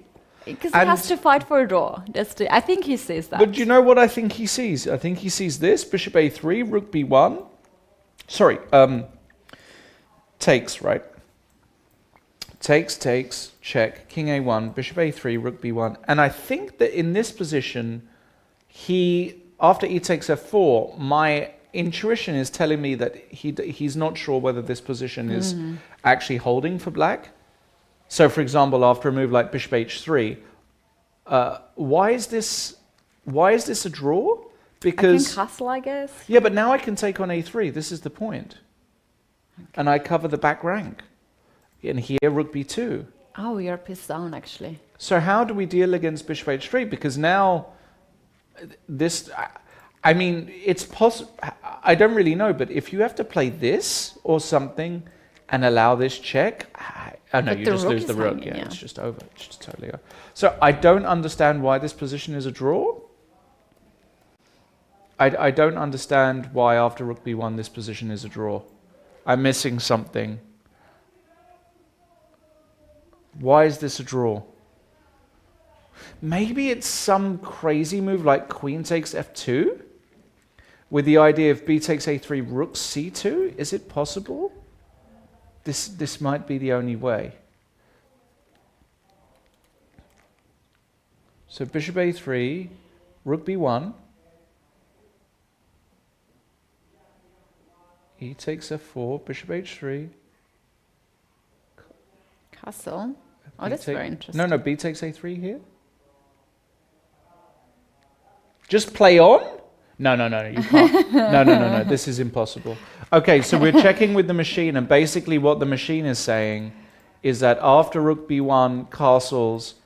Sorry, after rook b1, e takes f4, bishop h3, castles... We take on a3, and the machine is saying that black is better here. Black is actually winning. Yeah. Black is winning after rook -2. fe8 here. Now, I can promise you, Jules Moussard does not get to rook e8 and thinks that black is winning here. It's not possible. Because you're a whole piece up, d7 is hanging, this rook can come to b1. And why is this winning for black? Oh my God, there's a beautiful way actually to win. Okay, let's say I go here. You play rook to e1. And now you're in the rook. Yeah. And you are just threatening here rook b1 and queen c1 checkmate. You have to give up your bishop. And if I go and queen f5 g6 and I'm overloaded, this is crazy. After queen to f1, there's another crazy engine move that's I don't know. Rook queen to f5. Rook to e8? e8, yeah. No, I mean, we're getting in la land now, because this is, like, to see this from afar is so crazy that this is winning. This is one of those puzzles that you need hours and hours to solve. Yeah. She's going to play. Let's have a look. Let's have a look at the side view of the board here. Let's zoom in so we can get the full picture. What is that? So yeah, bishop takes d5, e takes d5 is on the board. Queen takes c2. Okay, we're going to get this is all expected. So bishop takes d5. How did it go? Sorry, queen g4, bishop d5, e d5, queen takes c2, king a1 on the board. And now this is the moment Jules has to play bishop a3. If he has to play e takes f4, right? No. Bishop a3 here. Yeah, if you play e takes f4, then there's bishop d3. Bishop h3 or bishop d3. Bishop you're h3 right. also possible. So is he going to play bishop a3 here? I bet he plays. I think it's the only move. I think it's the only move. So I think he has to play it. Has to find it. Yeah, he has to find bishop a3. What an incredible game. Yeah, let's wait. Like usually he spots this kind of move fast, but again, it's not something that he's winning with that. He has to still But do you think he plays the move bishop a3 and offers a draw? Oh, he can be very sneaky. Yeah, I like that strategy actually. Do you think she'll take the draw? No. No, interesting. No. Yeah, because she doesn't see that line is winning for black. She's young, she's strong player, and you know what? When you're young, you want to win as much as possible. Really? Like you're very ambitious. You're playing a 2600 Grandmaster. Yeah. You know. I would carry on. You would carry on. Oh. Wow. I mean, bishop a3 is... there is like this kind of approach, like when you take the draws in this kind of positions, you just sign the document that you were scared of your higher rated opponent, and like chess became so young. I think these youngsters, they don't respect the high rating anymore in a nice way. Yeah. Also, Anna, I have checked. She is quite tough. Won some of the tournaments. They say Asian tournaments. She's Russian originally, right? Yes. And she's got the FIDE flag. Okay. Yeah, and recent changes actually changed a lot for the players. It used to be that Russians were playing at European Championships, and now they switched to Asian Championships, and we see that she actually won 2024 Asian Championship. Oh right, okay. Now clearly very talented. Junior Championship. She won the Asian Juniors? Junior Championship. That's a huge thing. It's not the only edge group categories. No. So you said she's 17. 17. Okay. Well, I think this is just very exciting to see this game. Mm-hmm. Yep, with the 8 points out of 9. That's pretty impressive tournament by her.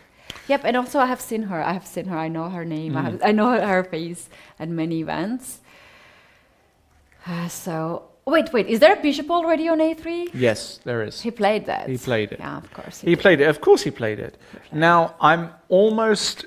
And now, okay, the move Rook B1 is not the only move. You can just take, and Black has to take the immediate draw, right? Mm-hmm. Because can you play the move E takes F4 here? That's my question. Probably not, because now White can play a move like Queen F3, for example, and prevent all of this stuff. Or a move like just Bishop D3, check, and King B1, and you can take this pawn, but now I can take here. And I have an extra bishop. Yeah, if she takes the bishop here, it's a draw. But she's trying to calculate Rook B1. She's trying to calculate. Now, if she plays Rook B1, it's a perfectly legitimate move. Because she has an extra piece at this point. Yeah. Another piece is hanging. King is still in the center. And the point is that after E takes F4, B takes A3, check, Rook B2, castles. When you get to this point in your calculations... sorry, you can't do it like this. Sorry, you can't take on A3. That's a draw. Here you play this move that you were saying, like Bishop H3. Mm-hmm. And if Black castles, here it looks just winning. Like, to the human eye... You stop calculation. You stop calculating here. It's like, this is a piece. Okay, you go one more move. Check, Rook B2. You get to here, and you just say, this is a piece. But the problem is, if we get here, and we might get here, if we get here, Jules will win, because he will find Rook F8, because it's the only move. Option, and Jules will just win this position. Because this can be anyway best game unless they take a draw. If they carry on and play, this can be the best game. But like after Rook E8, there is not a direct threat, right? You are not threatening this Rook to E1 because I just take it. So what? Right? So what if I? Yeah. So Rook HB1. Oh no, it's a threat. It's a threat. Let's see some random move here. Bishop G2. So I'm gonna give a check. You take. I take Rook B1. I give a check on E5. Yes. And then Rook C1. And Rook C1. You're right. So it is a threat. Yeah. If she finds that Rook F8 is just good, then that's awesome. That's awesome. And if she sees this far, and she goes the distance, then she'll take the bishop, and it'll be a draw. Yeah. It's as simple as that. And you guys, please ignore the time, digital time on the screen. This is not the accurate one. She has more than 2 minutes on the clock. She has enough time to figure it out her next move. Let's keep an eye on it. Let's go back to Harry Lee, who's playing against Josep Martinez, because we did get something very similar to what we were saying. The bishop got to F4, the queen got to D2, and Josep's queen, I believe, ended up on F8 on board 13.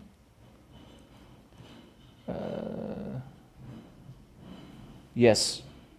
Queen D2, Queen F8. The king came over, and the bishop came to E6. And there was a push. The bishop came back. The bishop came to f3, I believe. Bishop f3.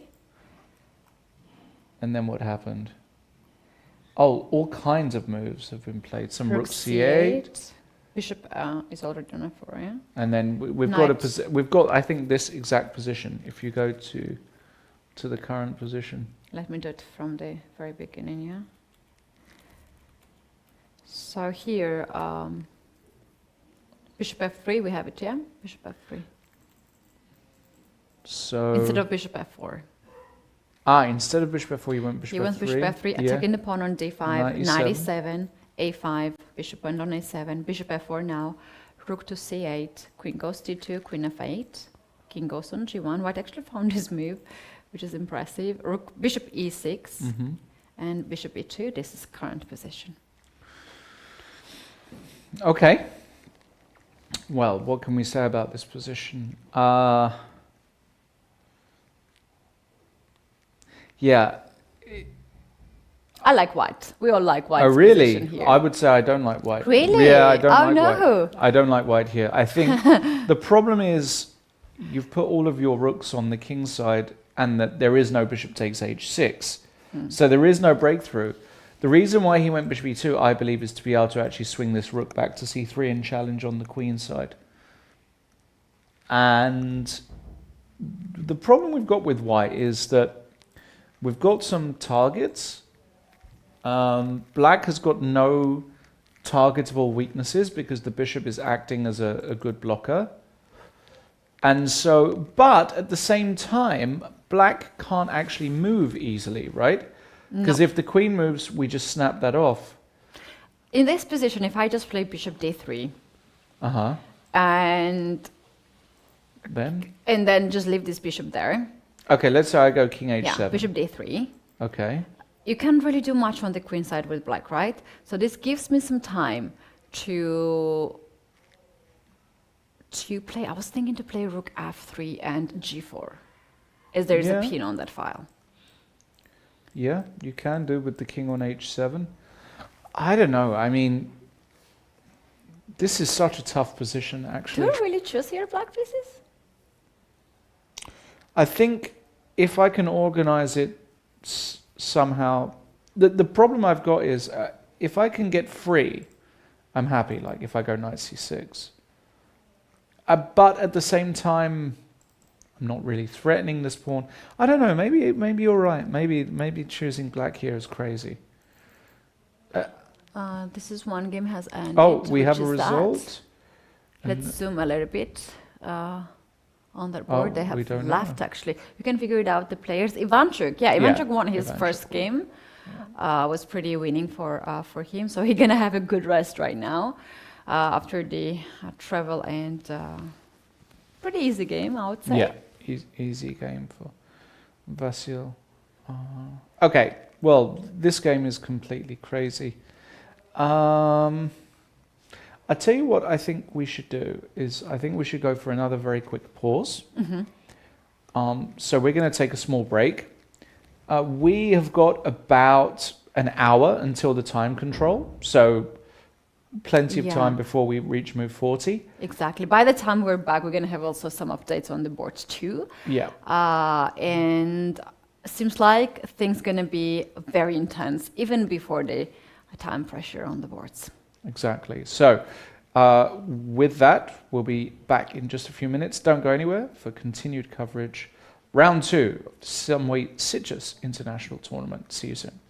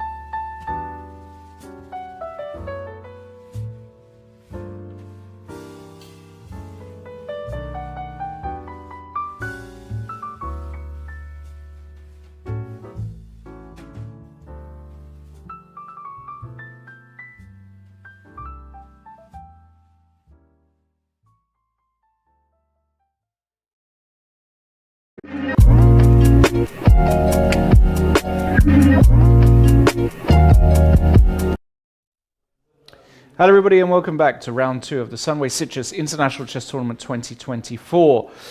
Before the break we had some extremely exciting stuff going on a number of boards. Board 2 especially was one that we got very excited about. That's the game between Anna Shukman and Jules Moussard. Ketty, I went upstairs, as did you, in the break to the playing hall just to get a feel for things and look at some of the positions. And the move that we said was going to happen, bishop a3, is in fact on the board. And this is where Anna Shukman went for a deep think. Now, can we get the camera of their match? And that is a draw. That is a draw. Oh, wow. Okay, this is actually not the scenario we would like to have. Honestly, as a commentator, we want to see all this excitement and sacrifices. But to take the bishop on a7, a3, and accept a draw here, it's a very good achievement for Anna. Yeah, and the truth is that the position is objectively a draw. We already saw that after rook b1, it gets very complicated when black can take on f4. It looks as though white is a piece up after e takes f4, but actually, after b takes a3, but actually after check, rook b2 and castles, believe it or not, this position is bad for white, or at least white has to find some good moves. It looks shocking. So it means that Anna took some time here in this position. She was calculating deeply and heavily, and she understood the position, how dangerous it can get for her. Give the proper evaluation and decided that draw is a good result here. She tried her best, and it was his opponent who was rated 2600 to find the only move to secure the draw. I think that's a pretty nice start of the tournament for her. On the other hand, Jules Moussard has to now strike back, not lose the points. It's not the end of the world for Jules Moussard. It's a long tournament. It's a 10-round tournament, remember? So plenty of games. A draw, okay, it can happen. You're black, you play against somebody who's very talented, you just get over it. So Jules Moussard is not going to lose sleep tonight. He's going to continue as a professional player, as somebody who plays many open tournaments, and he'll move on. But look, Anna Shukman, great result. Draw with white against Jules Moussard can't be bad. On the screen we can see the board 3. Well, we've got board 1. Board 4. We've actually got board 1 on the screen here. There's board 4. That's Adarsh against Maurizzi. But we also saw Alexenko. Let's. I mean, this again slight issue again with the move transmission. Unfortunately, meaning that we don't have the exact position at the moment. What I can say is when I went up to the game and looked at this, I felt as though Maurizzi was starting to outplay Adarsh ever but slowly but surely. And there's a sort of, there are a few pieces have been traded, but what I can say is that I think Maurizzi is going to win that game against Adarsh. But it wasn't like completely winning or anything. I think a little bit of pressure. Let's zoom a little bit, as much as we can, and focus on the live board. We can see he has concentrated all his pieces on the queen side. We can see king side this knight on f4. G5. Sorry, g5, and the pawn on g4. Queens are off the board. The queens have been traded. Now, the queens were on the board when I went upstairs. So this actually makes a big difference because now, well, maybe it's not that great for black. I mean, you can put a knight on f3, sure, but so what? Right? And he. Oh! Look at this! Oh God! Look at the way how he captured the pawns, and we know that kids can be quite tricky. How they are. And look at the face of Maurizzi. Yeah, but looking at his opponent. Yeah. Oof. I mean, the position is, just optically still decent black. The question is, does white have chances to just hold and simplify? So we'll come back to that, but I still think Maurizzi is going to do the job there. The game Li Di against Lawrence Webb has completely changed, and I really don't like what has happened to Lawrence's position with the black pieces. Now I saw Lawrence, spoke to him while we were up there. Well, we said hello. Of course, you can't talk to people. Yeah. I can't just tell him my thoughts on the game. We said hello, and the complexion of this position has completely changed. The structure's changed, but I feel like it's in Li Di's favour. The bishops can now operate. It's an open board. Before it was closed, and the only thing is how best to do this. I mean, even though I say I don't like what has happened, at the same time, I can't see a clear way forward for white here at all. Like, what am I I want to go e5, bishop takes h5, but I can't because the queen's there. f4 looks way too risky. I guess I understand your point. How about we blockade this pawn with bishop d3, and then try to push the pawn e5 to create some kind of danger on that file. Right now you can't really do e5, but you can play rook e2 with idea e5 or bishop d2, bishop f4, slowly just improve the bishop's position, because this one on e1 is not doing that much of the job at this point. There's another idea you can try is a5, a6 to create the weakness on c6. You can also try to do that. It looks quite decent to me, this idea. Yeah, I prefer that. The problem with bishop d3 is I'm wondering, does it allow some knight g4, knight e5 in some positions? I don't know, because now it's very difficult to kick this knight away. But yeah, I feel as though this transition here structurally has not benefited black at all. I think Li Di will be very happy. And as you said, I really like this plan, a5 down to a6. I think this is a fantastic idea, actually. Just being able to activate that rook can work laterally. You can create a weakness. Yeah, I think there's a good chance a5 is played here. So I still think Li Di is going to win this game, although, as mentioned, of course, it looked as though black had a very good opening, all things considered. Yeah, the game is still on.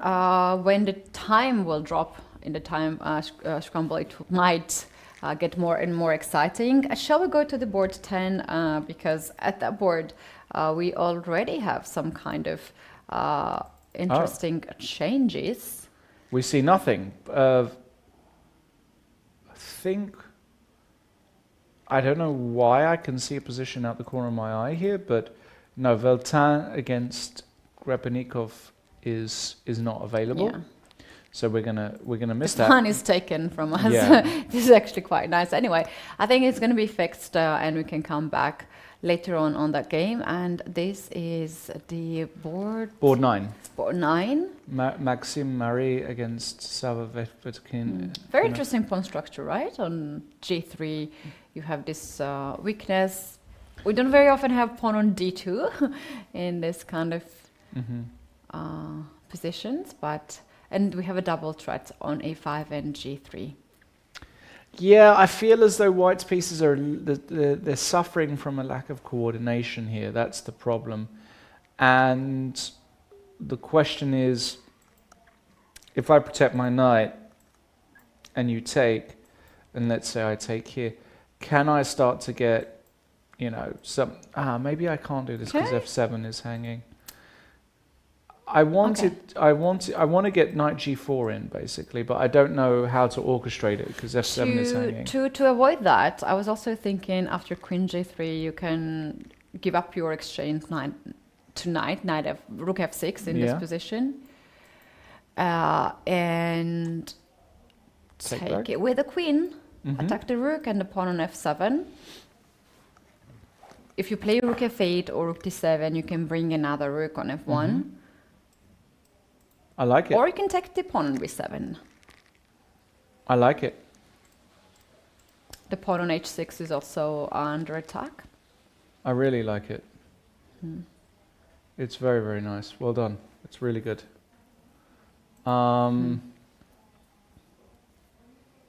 Yeah, it's very good. It's very, very good. So that's excellent. I don't know if White is going to play like this, but he might be forced to, because Black has got just such concrete threats here. Now, yeah, after queen c3, basically you can't really move this knight away because f7 pawn is under attack. This knight is pinned. The only place is d5, right? You could go knight d5. Yeah. It is possible here, and that is a move that has to be considered. I feel as though that Black is still a bit too solid. I feel as though, as a grandmaster here, again playing against a lower-rated guy, you're not really worried because you're so solid. Oh, can we do something funny? Instead of queen c3, to take the knight right away, pawn takes and queen e4. Sacrifice on a piece on a5, but if you take that knight, I have queen g6 check. Beautiful. And I wish all the best to survive in that position. Yeah, this is at least a draw and maybe more. I'm not 100% sure it's winning, but it feels like, you know, you can even try and set up the mate here. Probably is winning. It is. Almost. It is, yeah, almost winning. Almost, Probably, almost. yeah. Probably. Because like queen h6 now is a checkmate threat, and you cannot really stop that. The only way would be bishop f5, a desperado bishop move. You can take on f6 first, and then take on f5, and then do the same again without bishop. Yeah, and your king is wide open. So there are some interesting exchange sacrifice ideas. Rook takes f6 immediately. Now, of course, the point here, unfortunately, is that we don't have to take the knight. So we've got various moves here. Maybe we would just take on g3 to prevent queen g6. Exactly. And now b7, I guess. Yeah, but we're a bit short. Like, I don't know. Queen e8 is there, right? So it takes. I mean, I could even think about doing this. Takes rook d2. And I'm just in time, right? If you take on f7, this check is going to win, and if you take this way, I'm going to go king h8. And Black is just in time because he's threatening rook d1. I mean, why can't go bishop e3 here? How funny. And now, do I have f5? Oh my goodness. Classy little saving move you can't take because of the mate on g2. That's probably the end of the game. Wow. So many tactics and beautiful motifs here in this game. And very often, a lot of people are asking the strong players, like, how you can get better in chess. And I think the answer to that is just to be good at tactics, because in any kind of position, there can be some tactical motives that you can outplay your opponent. Indeed. Let's go to Ayaan Alaverdieva's position. We last saw it, let me just run through the moves really quickly, around about here, bishop b5. She played the move b4, not a move I would have considered. Knight c4 and a4, although it's probably just very good. Knight takes c3, check, queen takes b5, and taking on e3. This some wild tactics going on here. The queen came in, rook came up, queen came to e4, queen to e2. That queen is a bit short on squares. Rook c4, b5. The queen came in. It feels like White is losing control a little bit, but queen d3 takes, and takes. Yeah, this has gone wrong for Ayaan. Rook d8, there's been a check. The problem you've got here with White is you're just a pawn down now. And after king e2, Maybe you have to play king to f2 here too. The idea is that after taking on g1, you take with a king, and keep this knight here. And then g5, knight g5. Yeah. Mm-hmm. I love it. I think that's a really good try. So I think that's a really excellent try. And I don't see an immediate way to not follow that. So after takes. And there's another idea after king d7 to play rook to a3 to go after the... But now knight c8, right? Yeah. And we protect and we attack and we unravel. Yeah, black needs one more move to develop the bishop, and it's going to be just fine. I really like knight g5. So my question is, after f6, what's going on here? We have to play knight f7, rook g8.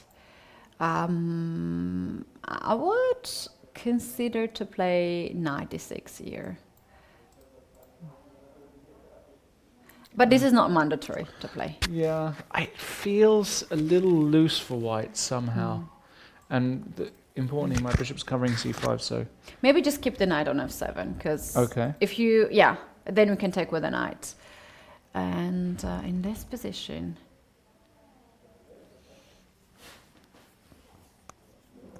Somehow I feel like we need to find the bishop, the game move for the bishop, because on d2 it's not doing too much. Very, very tricky. How about g5? G5? I surprised you, yeah? Like, I hate that move. I don't know, knight f5 or something. Looks wrong to me.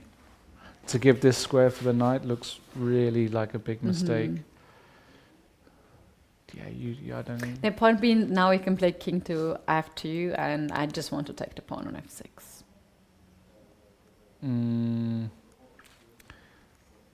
Bishop b4, I don't know. Or even bishop b7, there is just possibility to hang it's on, like, I can make your rook passive, I can take the file, or maybe I can just go after your knight. Looks wrong to me. Looks wrong.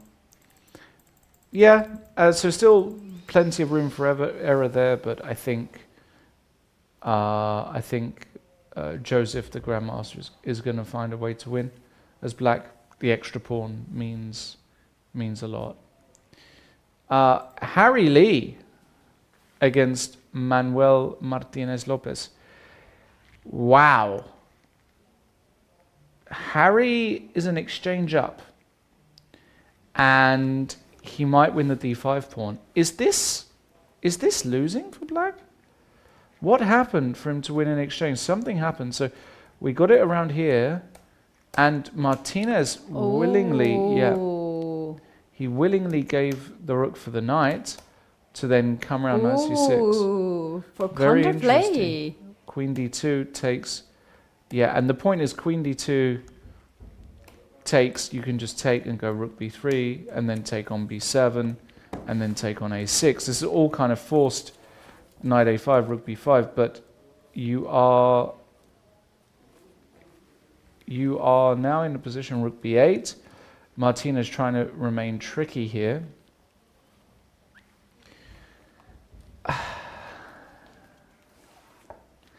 I don't know, intuitively feels like it's very difficult for black to hold this position.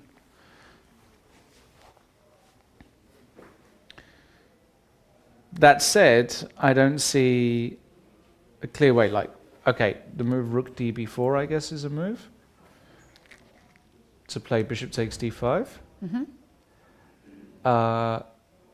And if knight to d3, I guess I can just play rook to b3, attacking the knight. Yep. The knight can jump around though, knight f4.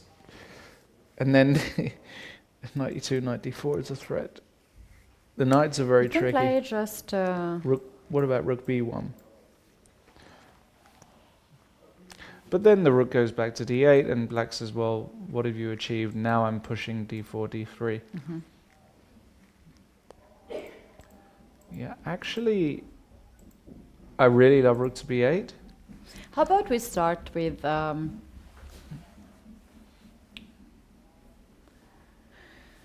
With moves like, I was thinking to play f3 to somehow limit the knight. I love it. And bring the king. I like this move. King f2 next move. The question is, against bishop c8, what are you doing? Bishop a6. Bishop, oh, I love that move. Well, I think it's the only, not the only move, you've also got rook b4. But it's a fancy move. This is a very unusual tactic. Look at that. Works. It works perfectly fine. And any rook trade, any trade here will make white closer Also, to maybe win. I can just take a pawn, right? Because actually this guy's hanging. Sorry, bishop c8 is just not an idea here at all. f3. I really like the move. I think it's a really good move. You bring king on f2 next. You can move, also king try f3. the move rook a8, rook a4 to play. Bishop but there's d7. bishop d7, and we don't have bishop c6. The same tactic doesn't work. We might have. No. Yeah. Let's see. No, because he can go rook takes b5. Ah, that way. Yeah. Too many pieces for hanging at that fine. Rook a4 doesn't work. Rook a4 absolutely doesn't work. Okay, so is this board board 13? 13. Board 13. Oh, very interesting fight. Very interesting fight. Grandmaster with black pieces. He went actually for some excitement. Yeah. Sacrificing the exchange. Maybe he thought it was the only way. Maybe he thought it was the only way to try. But how do you ever win this as black? Oh wait, this is Grandmaster Super Lopez, right? Super Lopez? Yeah. They call in Spain Is everybody knows him as Super Lopez. Super Lopez? Yeah. Really? Is that his name? Yeah. I didn't know that. Oh yes, I have played against him and he's very popular in Spain. Oh yeah. Okay, I just looked at the screen and if it just came back today, so I'm picking up a bit slow. So this is Super Lopez. Okay. Is Super Lopez gonna do something super cool? Super excellent. He has to do. Otherwise, no one wants to lose against lower rated players. I don't think he can win though. I really don't see how he's ever winning this position. I mean, Harry Lee's 2200. Should never be losing here with white. You should only be trying for a win. Yeah, I agree with that. Okay, should we move on to another game? Let's move on.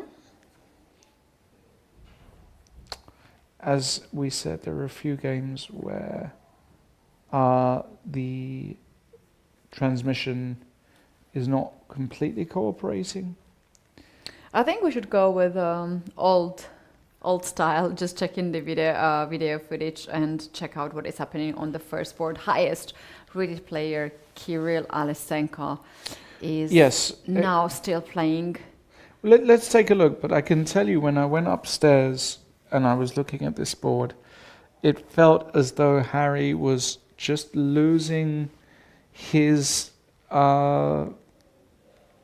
direction a little bit, and Kirill, being the stronger player with obviously loads more experience, I felt like Harry was starting to struggle, and you can tell by the body language just there that Harry, that might even be a decisive blow. Rook g1 check might be the end of game somewhere, because Harry was shaking his head, and this looks very, very tough. Let's try to zoom a little bit more if we can, just to have a closer glance to this position. And there we go. We are just getting a better picture right now. So there is a check there.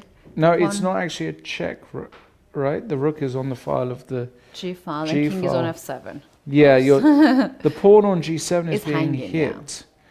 Now. I think Harry has to do something like bishop f8 here to try and hold on to that pawn. You can't give up that pawn.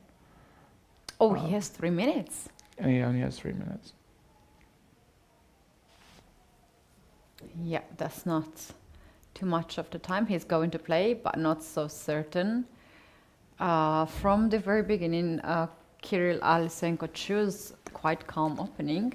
He tried to trade some of the pieces, and it was his strategy to take his opponent into the end game, because we know that younger players, they like to focus on the openings and not that much of the end games. Indeed, yeah. Yeah, okay. I mean, 3 minutes left for Harry Zheng, and I don't think they've reached move 40 yet, so some time trouble potentially. Okay, he does go bishop f8. He actually spent some time for this move. So the time control is pretty standard. We have 1 hour and 30 minutes for the players at the beginning with 30 seconds of increment. And after 40 moves, they will get another 30 minutes. That's right. So most of the games are decided before 40 moves or right after the 40 moves. Some of the blunders happened at that situation. Do you think Alexenko has a 30 minutes here? Yes. Yes. 30 something. So yeah. That's a huge time advantage. Yes, but from what I can see on the board there, he doesn't have a clear breakthrough. Like Harry is being annoyingly stubborn here. And if you're not careful as white, a move like rook a2 can come, and then the bishop might have to leave, and then the c2 pawn gets hit. If there was a tactic that worked here already, I feel like Alexenko would already have played it. So I don't think there is a tactic that is working. I think Harry is holding strong here. I agree with that. This gives us some time to move around to the next boards and check it out if we have something interesting. I think that if this is the position on board 7, can't be, because queen d4 just came, and unfortunately that's not a legal move, because pawn would take with the queen. So we don't have the position there.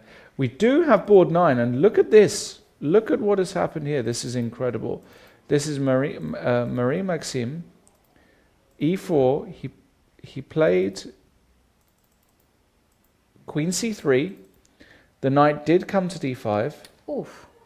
Knight sacrifice? And he played queen d4. I'm very confused. Oh, the rook sacrifice? Wait, what? I am super confused. Just to take the pawn on e4?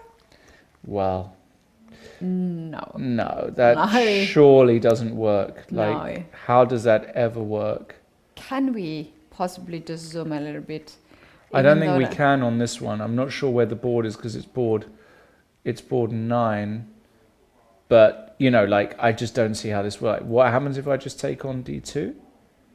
Rook f1, check king g8. How does this ever work? Queen g6? Can't work. Check, and I don't know. It's board 9, right? Yeah, board 9. I just don't see this. I mean, it's very creative, but he's given up a knight and a rook for a quiet move in the attack. My intuition says this can't work. There was quite heavy sacrifices. Knight, massive, rook. Yeah.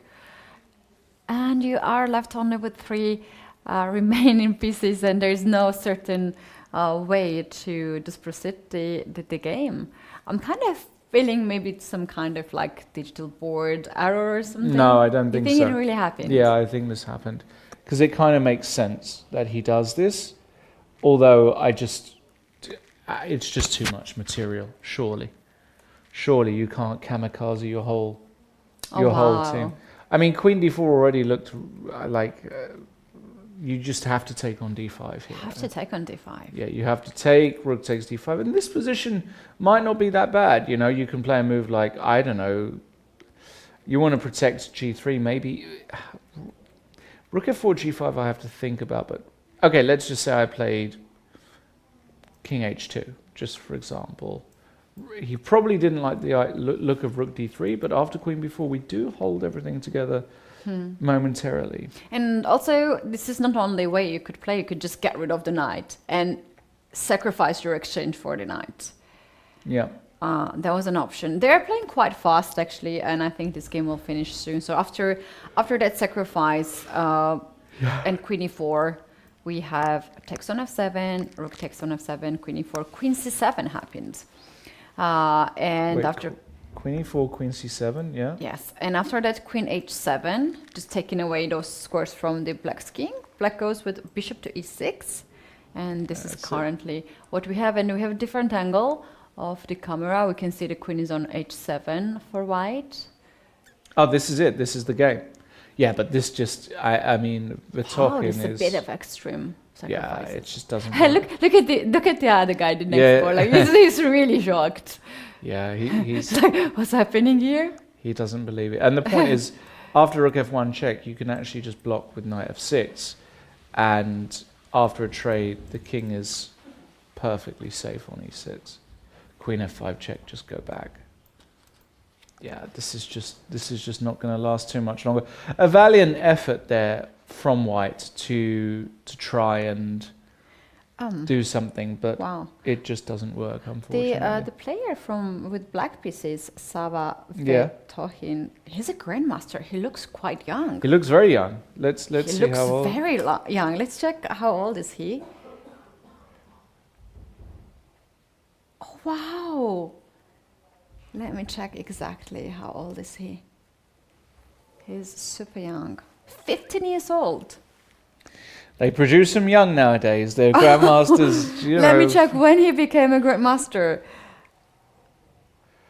Okay, we have one more person here to keep the eye on. He became grandmaster this year, actually. He became grandmaster this year.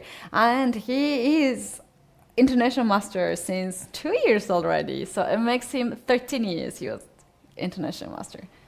Wow. I became woman grandmaster when I was like 16 or 17, and I thought I was one of the youngest at the time, but now these numbers makes me and all of us really, really bad. It's crazy. Look at him, he's so young and already grandmaster. He's 15. Wow. He's a young man. All right. In other news, we struggled to get the moves of Paul Veltan. Let's go back to this Ayan Alavadieva game against the French grandmaster. We did get some moves. Hold on, did we get what we planned? That was actually what happened on the board. Knight d6. This is b6 and rook c1. F takes. Knight f7. Oh, look at this intermediate move. Wow, look at that. And if knight g6, which I think looks like the only move, rook a1. This is brilliant. Fantastic play. Brilliant. Because now rook takes a7. Is she just outplaying the grandmaster? I think she is. I mean, rook takes a7 looks very dangerous. Oh, wait a moment. I think I know her. She's very tough. She became the world champion under 18. Yeah? Yeah. Oh, she's very tough, actually. Rook a1 is I mean, this whole sequence is fantastic. Let me double check. Yeah, I know this because she's very tough. She's super tough.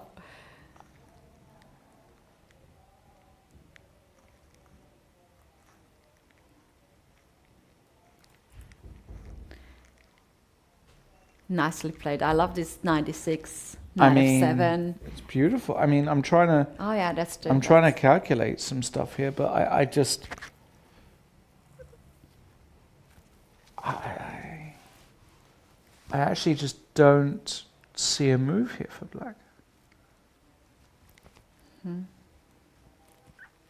I mean, maybe it's not the end of days. But, like, I don't know, king c8 or something, I don't know. Rook takes a7, and if I take on d4, take back. It's weird, I can't develop my bishop. What an insane position. I can't develop my bishop easily. Maybe bishop e7 I can still do. But then there's rook a8 check. No. King b8. Rook a6. And the point is king b7, there's knight d8 check. And if here you actually just have to start being careful, h4 followed by bishop f4. Kicking this knight away. No. Okay, yeah. Very tough position for black. I really like what Ayan has done here. Yeah.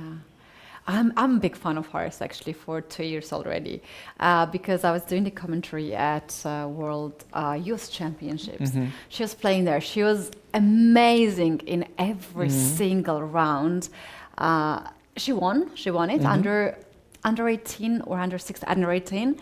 And I remember I had her at the interview in the studio, and she was so amazing with her calculation and analysis and everything. And then she said, now, like I asked, what's your plan now? What you gonna do? How you gonna celebrate? And she said that she's going to buy small gifts to some people to give it away because she got so much that day. She wants to give it back.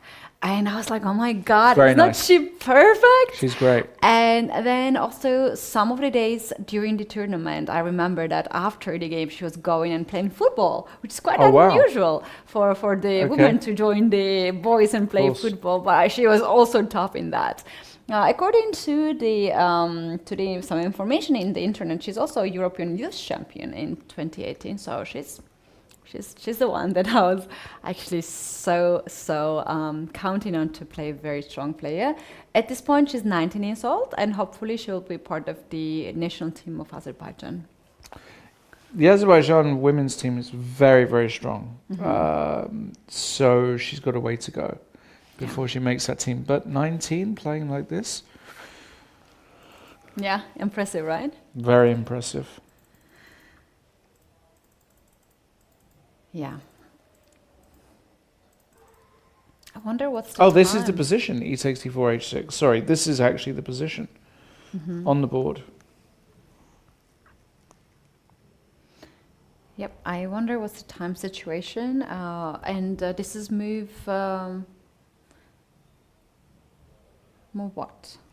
What about the move h4 here? The idea being that after knight takes h4, you can play the move knight to e5.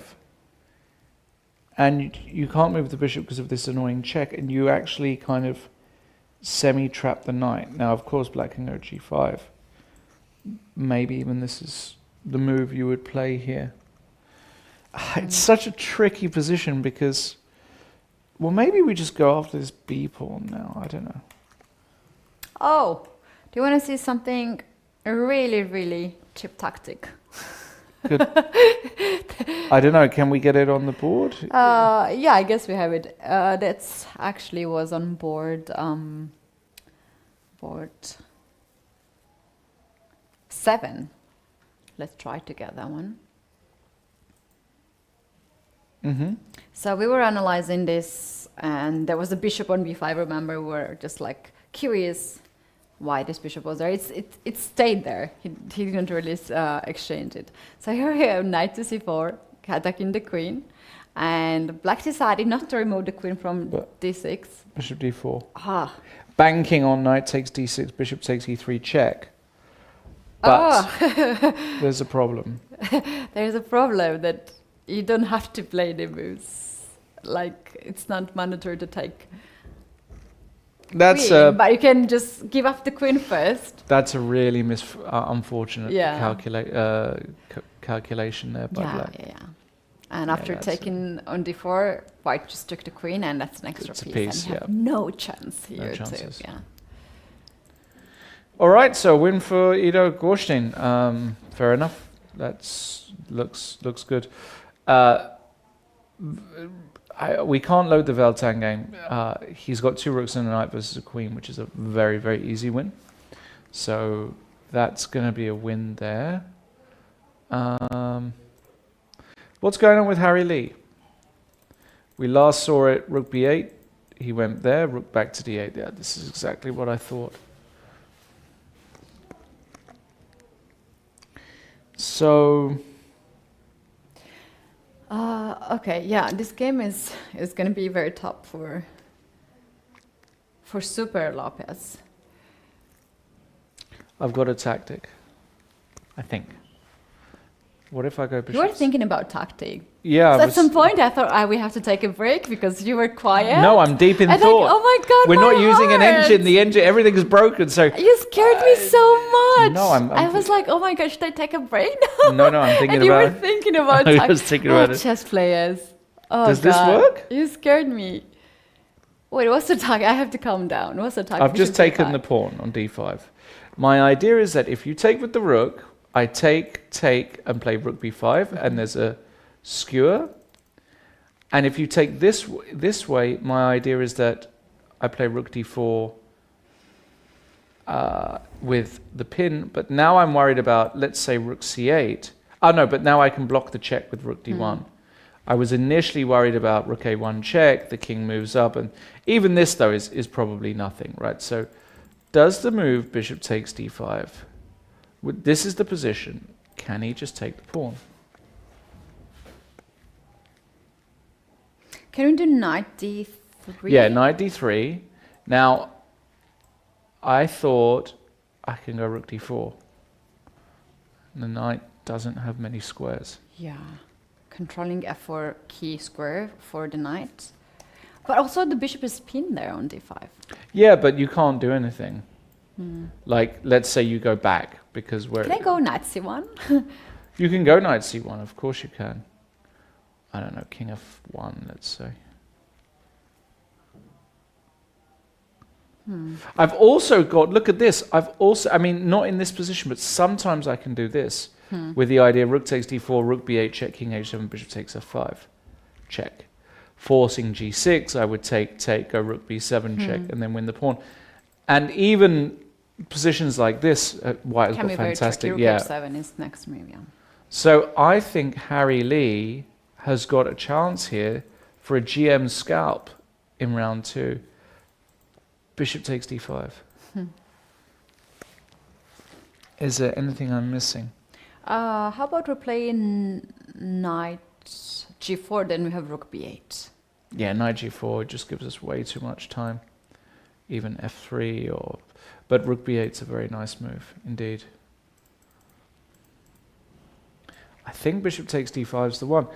Is Harry Lee going to spot it? I don't, unless I'm going completely crazy, I don't see a defense. And it would be just huge. Because I think... biggest upset. Hold on, we've got... No, it's Harry Lee's on the far First end, board, the first board, yeah. I can still see a pawn on d5 there, so he hasn't played it yet. How much time is it? He's got more than enough time, 9 minutes or something. I saw it in 2 minutes, so it's more than enough time. I saw it in less than that. So it's really, really more than enough time. Okay, what about, what was the game that was potentially very... We had so many interesting games, but they're finishing already. So we have a lot of games off. They're live.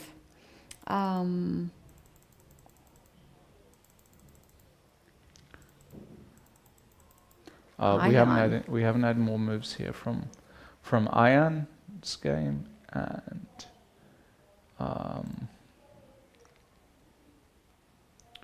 this is a game Ilan Parti against Erwin Lever. Erwin has given up an exchange, but the white king is very, very open and it looks very dangerous for white. It does, it's black to move, right? Yeah. Can we just capture the pawn on e4 with the rook h1 checkmate threat? Oh, wow. If you take the knight, and if I take the knight? Just... I don't see a follow-up here. Maybe just this is a draw, by the way, because you can't go here because of queen h3. Or maybe you can. We can also bring the knight 95 somewhere. Maybe we don't need to give a check right away, just... But you're... No, instead of rook g1, or rook h1. Ah, okay. So this is the position. What, 95 here? There is just rook bring a knight? g3. How about rook g3? rook f3. f3. I mean, even this, what is this, 3 pieces? But the white king is too exposed, right? Some knight e5 check and then... It's 2 rooks and the bishop. So. Oh yeah, it's a lot of material. But actually, the thing is that... But I would just play here 95, honestly. And meanwhile, the game has ended, which we were looking at. The one with the young grandmaster. Let me check. The young Sava Vetohin he won. Against Maxim Mari. Yeah, he won. Because Maxim... But this looks really nice. Shall we once again see bishop e4, queen f6, and can I play knight to e5? Knight e5. Yeah, this is very dangerous. I mean, this is extremely dangerous.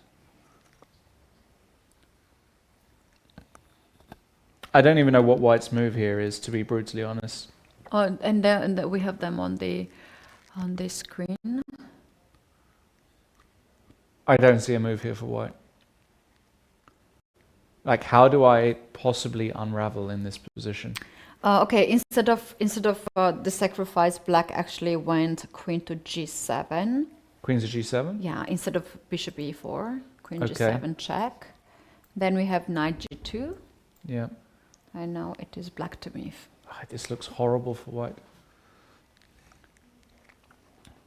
I guess knight e5, rook e3, and then there's knight g4. So can we just bring a final piece to the party? Knight f3 is a threat now. Yeah, knight f3 is the threat, and if rook e3, I've got...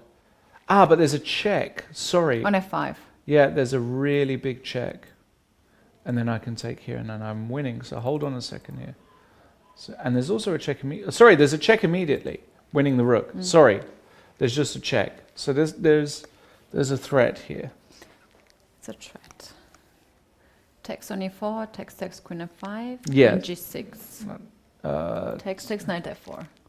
No, queen f5, queen g6, so I take on h3. Again, and I win. Yeah.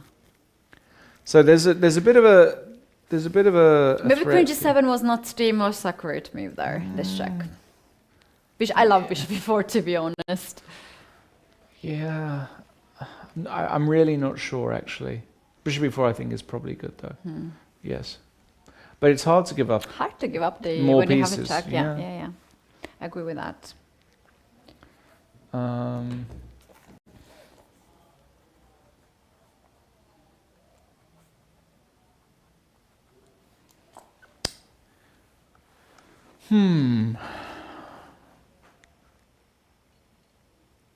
I wonder how Lawrence Webb did, actually.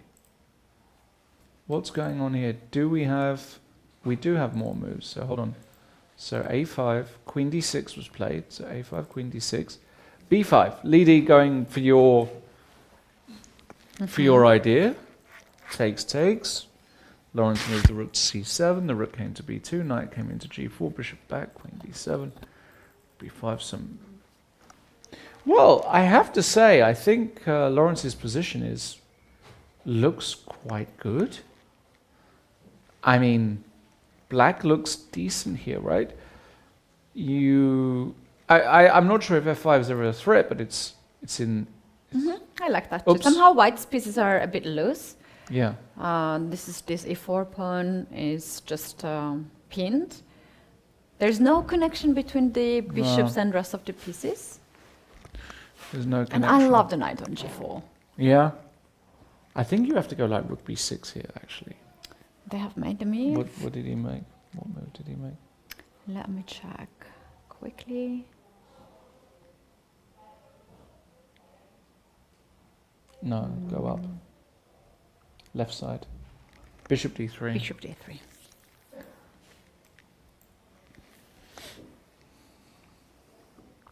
Yeah, I like this move, stabilizing.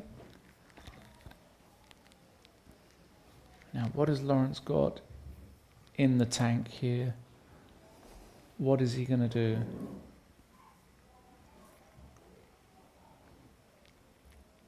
This is not straightforward at all. If knight e5,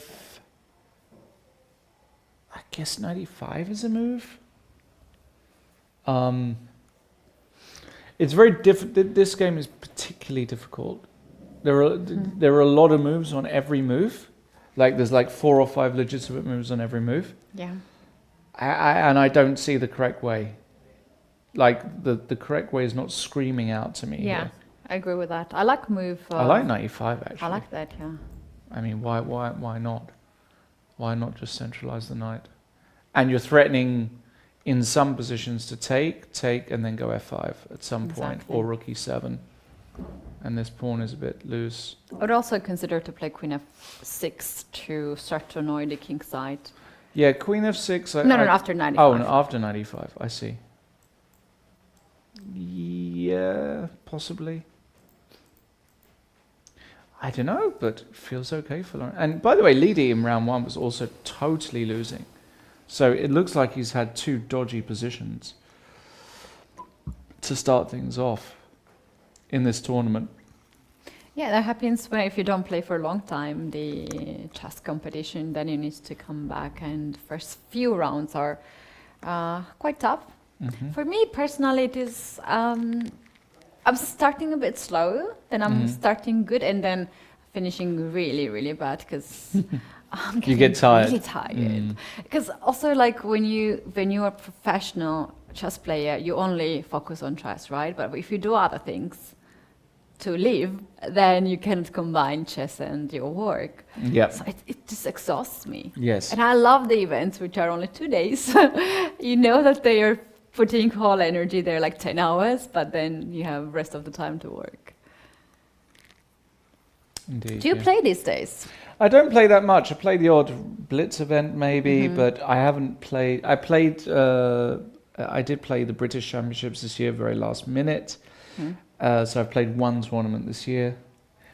So I've played I've played a handful of Sunday League games. So I've probably played maybe 13 games this year. Okay. It's not a lot. It's not much in 2020. In the whole year, it's really not much. So, yeah. But it's more than me. Yeah, it might be more than you. Huh? Yeah. Okay. He made a move. I play a lot of Blitz and Rapid. Okay. Heavily. I like to play Blitz and Rapid as well. Yeah. And in Poland, we have so many events. And I almost won the Open tournament last time I played. Did like you? Almost. Oh, okay. I lost the last round, and it was so horrible. I blundered the bishop knight with the check, and then rook with the check. And I was like, what? It's just like no bad luck. But next time, guys, I'm coming back. But it's such a nice thing, you know. I've never won Open tournament. No? Oh, I've okay. never won Open tournament. It's a tough with it's a tough, lot of grandmasters. I was like 11 of 13th. Oh, right. That's really good then. To win that that, you nearly won it. bad. Yeah. Yeah. But yeah, it was so funny because when I entered to the playing venues. Was it a Polish tournament? Yes. Oh, okay. Everybody was so happy, and they were greeting me, and I was like, "Oh, Cassie!" And then I was beating one by one all these grandmasters, and I could feel they didn't like me anymore. And then in the end, when I lost, they congratulated each other, and I was like, "Damn, I don't have friends anymore now." Yeah. And, They're friendly away from when you start beating them. They stop becoming friends. No, they're not friends anymore. So I think next tournament they will take me very, very, very serious, like too serious. I agree. What happened in this game then? Because we got a move from Lawrence. So if we go up, bishop d3. He didn't move. Maybe he didn't move. He didn't move really. Oh, okay. And we can see on the screen it says 0-0, but sometimes the digital clock is not really gives us the real picture. So for that we have to zoom, and he has less than 2 minutes on the clock. What's going on here? No, but White's clock is moving. Let me see. The queen is on b1, the rook is on d7. So I think it went rook d7. I think Lawrence played rook d7 here. That's the move. Okay. How would you play that move? Because the pawn on d4 is blocked. It's a bit mysterious, this move. I agree. I'm not a huge fan of it. Maybe he wants to play 95 next and trade some of... No, can I tell you what it is? I think he was worried about the move rook b6. All right. And then you would have to put the queen on d7 only, because then the pawn falls. And after rook d7, okay, so white played rook b6, and now I think Lawrence is going to play the move queen c8 or c7. Yeah, I think he's going to put the queen on c8. But I don't like it. It feels very negative to play like this. I don't like it, but maybe it's just okay. He's got like 1 minute 20 as well. And what move are we on? I don't even know. We can't be far from move 40. Move 38. 38, so 2 more moves for white, 3 more moves for black. Yeah, I think he's going to play queen c8. And then it's still not like clear how white should be breaking through here at all. Still unclear. Quite kind of a weird round. Lots of random stuff going on. I think we should go to Alavadieva's game, because we have had a lot of action. So we're just going to fast forward right to where we're at. And we've got this position here. A lot of pieces have been traded, but white still keeps this pawn on b file alive to potential to push it forward. It is now white to move. Maybe no, it's black like to move. She just played king g7, king g2. Okay. But this looks totally losing to me, because this pin is very bad. So you can't go rook b8 because of bishop c5. And if you go king e8, can I play the move bishop c7 here as white? I love that. b6, b7. Yeah, and even if you go bishop c5, I go b6, and b7 is a massive threat. So tell me why this position isn't just... Maybe bishop d8 is the safe there in that here? position. In that position. In that so position. King e8. Bishop d8? Yes. No, but in the worst case, I take, and in the best case, I just improve. That's why she played king g2, to avoid any bishop. This is a genius move, king g2. Gets the king on a better... No, I think this is losing for Joseph. I really think... this is the position?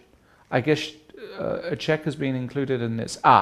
Okay, he wants to come behind the pawn. This makes a lot of sense. So if you go bishop c7, now he wants to go here. But is it still... And now bishop c5, maybe? Or maybe this is a cruel defense. But I feel as though, even this, I feel as though, like, if I go bishop d6, how is this transition? I take the pawn on h2 as well. Yeah, I think black survives here. I think black survives. I like this defense. Yeah. I like this defense. Yeah. Rook c2 and king e8.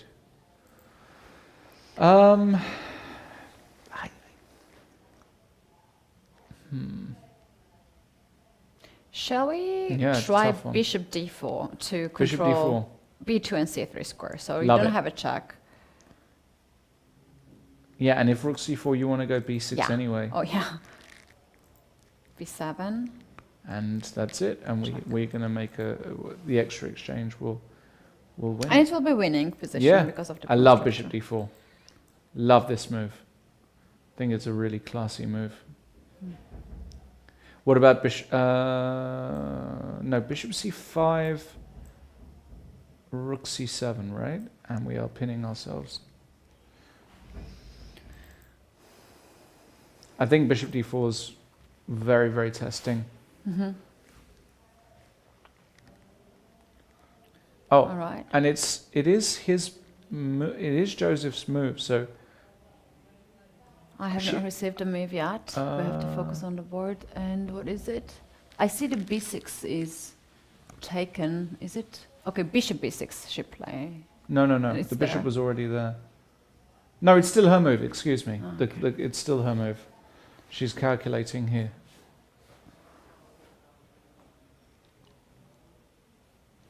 But yeah, bishop d4 looks... I'm trying to get the time, as they probably have not much. 2 minutes and something for white and 4 minutes and something for black. That was the time. Oh, then definitely this time digital time on the board is not correct, guys. All right, so tense game. I like this game. This is very, very tough, this game. In other news, very quickly, looks as though Harry Lee, did he do anything? No. No. Okay. In this game, the Ilin Party game, there was Rook G3. Oh no. No, I think, well, I say that, maybe it's still good for black, I don't know. D5? What's going on here? What an absolute mess this game is. I have absolutely no idea what's going on here. Like, I can't even process this position. I have no idea if black is winning or black is losing. Yeah, for that we have a safe board. It is just so complicated. It is actually very complicated. It's very complicated. Yeah, but I like still black's position here, even though pieces are not that smooth anymore. But there's something like knight h5 next move to hit. Maybe d4 as well to create the pass pawn. I love the bishop on e4. No, I don't think he wants to touch that. I think he wants to keep this construction. Yeah, I like more your ideas of knight h5. I don't know. I think all three results there basically are on the table. The rooks are off the board. I just say that rook g3, queen g3, and knight g4 has happened in this game. Okay, but there must have been a move for white. Maybe rook g4, knight g4, and queen g3. Yeah, that makes more sense. Yeah, this is the current position. Yeah, as I say, I haven't got a good handle. I mean, black isn't really material down. He's got 2 pawns for the exchange, so it's extremely tricky. I think we should pass and let them figure it out. I like 97, 95 idea here. Yeah, but like seems like white has survived. Yes. Survived there. Yes. And he has to still keep it going. I think what we should do is, I think actually now is another good time for a break as people reach move 40. And we're going to get clarity on the boards and on the clocks.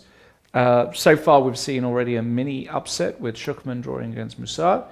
But I think there are going to be plenty of other upsets with move 40 being reached. So we've got a whole nother segment to go. So we'll come back in just a few minutes when we'll get clarity over what has happened in the time scramble. Don't go anywhere. We'll be right back.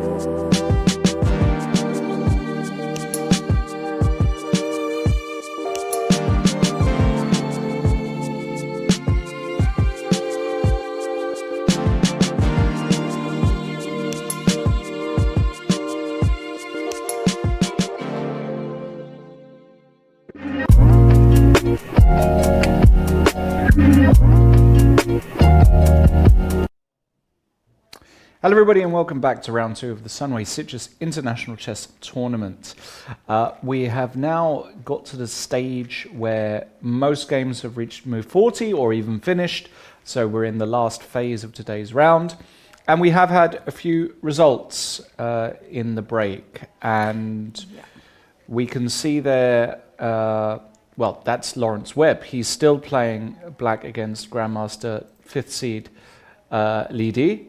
And that game is still, well, it feels like anything can happen. But some results. Kirill Alexenko on board 1 did beat Harry Zheng after a... Yeah, let's go one by one and check it out how many top boards we still have on. Yeah. Starting with the board 1, the game has finished. We have this information, and Kirill has won his first game. Board 2 was a draw. This is board 4 on this screen, so I believe board 3 has already finished as well.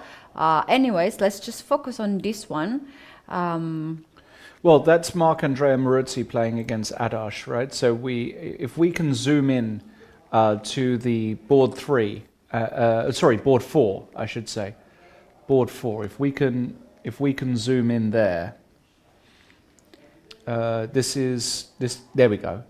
Let's take a look here. Let's take a bit of a look. Okay, we can see. Yikes! Black is just dominating the center. Look at the pawn on 3rd rank. He is ready to push the pawn, but he's not so certain. He's still waiting, looking in his opponent in the eye to double check. E2 is the move you can play here. Knight goes on F1. Knight F1. That is a beautiful move. You're attacking the bishop and you're threatening mate. Oh, beautiful. And we have a resignation. Yeah. Was it a way to avoid this? I don't know, but that was a beautiful finish because you're threatening the bishop and mate, and there was no actual way to avoid the mate. So I felt as though Marc-Andrea was outplaying his young opponent. But you see, look, he's 25-76. He's a grandmaster. And look how hard he has to fight just to beat somebody who's rated 22-35. That's the reality of modern chess. And grandmasters just, they don't have an easy job nowadays. It is not straightforward whatsoever. I'm wondering what is the result of board 3, where we had... 2 Singaporean I players. think White was doing well, but I'm not completely clear. I don't want to say the result in case it's not, but if I had to guess, I would say White won that one. But a draw here. Now, the next game that we do have still moves coming in is Lidi against Lawrence Webb, which still feels like Lawrence has got chances here to hold. Let's take a look at this position, and well, we can see Queen is on c5. Yes, this is the position on the board, and still tricky. Lawrence, well, there's plenty of time. 25 minutes here for Lawrence, 22 minutes for Lidi.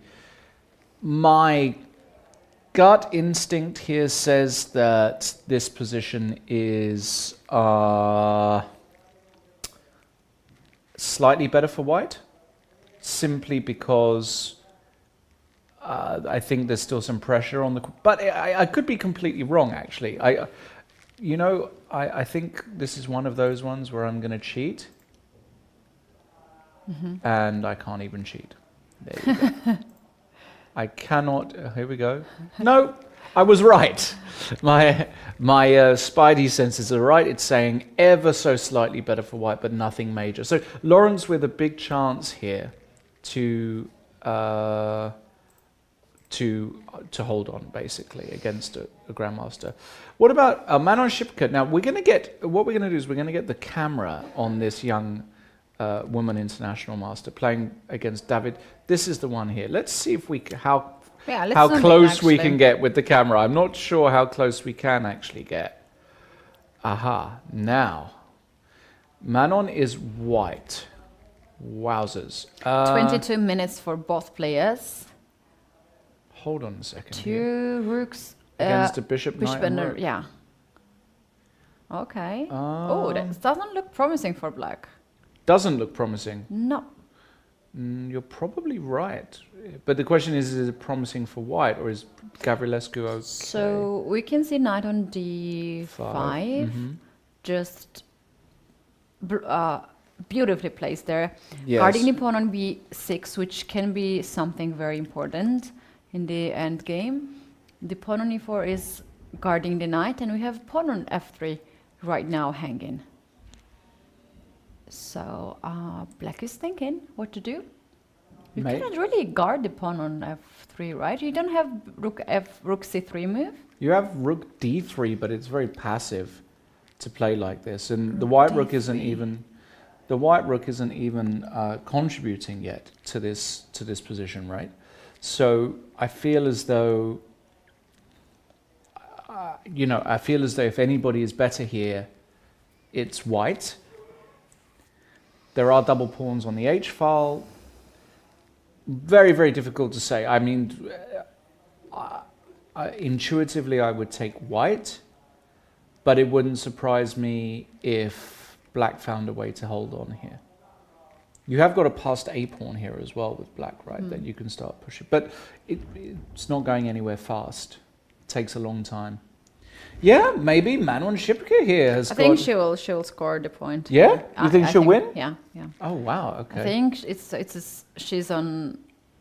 It's a safe position for her, and she just needs to figure it out how to get the f pawn. If she gets f pawn, then she's gonna have connected pawns, and then she can start to push the e pawn. Yeah. I'm just thinking maybe after rook to d3 to guard this pawn, white can also let's just focus on the live board. Otherwise, we don't have. Yeah, I'm thinking, Lawrence. How about bishop e5, bishop c7 idea? Bishop e5, just bishop to c7. Lock that diagonal, the file for the rook, controlling d file as well, and knight is controlling e file, and then to play rook e1, rook e3 to get the f pawn. Yeah, I mean, it's possible.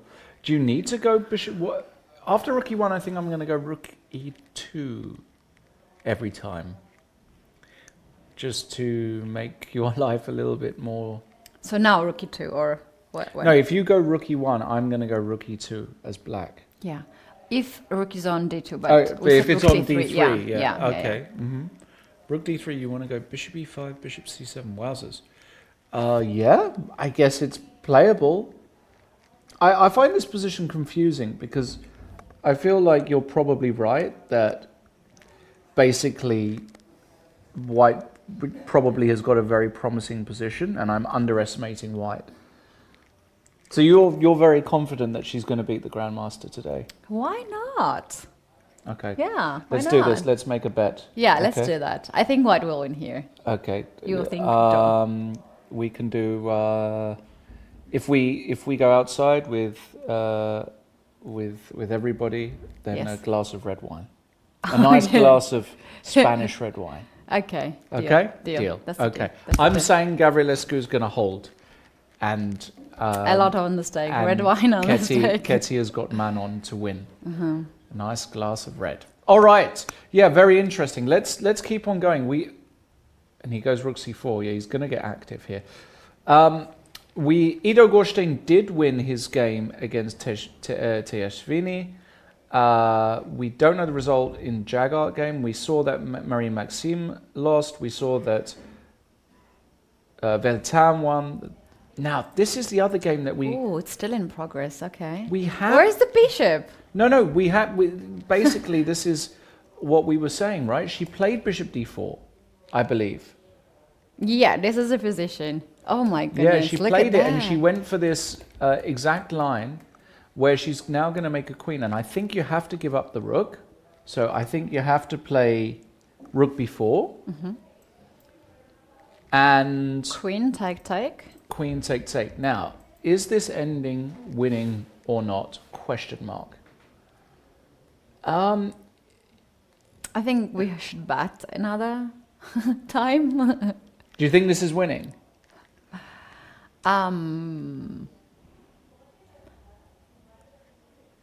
I'm not certain about that. I think she has some chances if king gets on d7. I've got a feeling it's holding for black because I think the e5. Because I think at some point you attack the e5 pawn with the bishop. Let's say I put my bishop on g5, right? How do you? You can go king g3, h4. Okay, I'm going to say that this is holding, and I'm going to put them. That's my position. Maybe we have the same idea. I think this is more holdable. Okay, let's put that on the board then. So here, takes. But I will go for... Yeah, it's holding. It's holding. Yep. My intuition is good today. It's holding. Yeah, it's basically saying any bishop move. This is really nice to put the bishop on d4 and just target this. And if king f4, there's g5 check. Yeah, I think white is going to make a draw there, although there was... Oops, excuse me. There was... just click any board. Yeah, there was some concern there for white, but for black, sorry. But I think that's just gonna hold. So, but still a great result for Ayan playing white against a grandmaster here. You can never be too upset with a grandmaster scalp. Okay, so what else do we have? What about Harry Lee against Martinez? This game is still going on, it's right? Still going. That's so surprising. And is this the position? Yeah, maybe they have finished actually, and we just did not get to the board. Let's see on the camera if we get the players. Oh no, they did finish. Rook d8. It's a threefold repetition. Yep. Wait, was it? Yes, it was a threefold repetition. That's a draw officially. Wow, what a save here for black is. Well, maybe it wasn't that bad in the end. Maybe he just about has enough compensation. Obviously, he can't be better. But I think it's kind of a correct result somehow, if you know what I mean. It's some kind of correct result. I don't know. I'm a bit disappointed here. Are you? If I was white, I would play rook d4 and try to grab this. Yeah, but somehow. That's what we were saying, right? Yeah. Rook d4, and now King f2 then. Well, okay, the draws just landed on the screen. Yeah, I think obviously only white can be better here. This is absolutely clear. And yeah, the question is, well, Harry is playing a grandmaster. Once again, the draw is pretty good. We saw a win, Loic Travadon against Irene on board 15. Daniel O'Malley is still playing. We don't have the exact position, but that game is still in progress. Lucas Leish won that position. He was potentially in big trouble. Well, and a number of games have already finished. I think we should focus on board 5 now, as it's in progress, and board 11. Those are the top boards that still we have the access.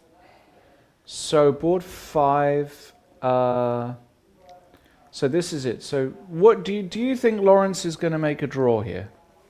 That's my question to you. Do you think Lawrence is going to make a draw? Yeah, I think it's fine. We actually got the starting position here. We need just to update the current position. Oh, yeah, really? Yeah. What happened to it? Oh, no, it's gone. It's gone. disappeared. Yeah. We've lost another one. Oh, no. Oh, no. We're counting on this one. Oh, no, okay, wait. Hold on. Getting back. It was there, and now it's not. And can we do that? Here we go. Whoa. What? King F. No, it's not there. The position is different. Oh my goodness, what's happening? It's all going mad, yeah. Rook d5 is not a move you tend to play in this position. Let's just focus on the live camera. Yeah, this would be... all right, let's go. This is much better. I think this can end in a draw. It's basically you don't have weaknesses in this position with black. What is your weakness? The pawn on d7? I'm holding on that. Yes. You also have a weakness yourself, the pawn on a5. And you know what? I actually like this position more for black because the pawn on d4 is on the other side of the board. Yeah. And it's well supported by the bishop on g7. And this seems to be quite equalish to me. Do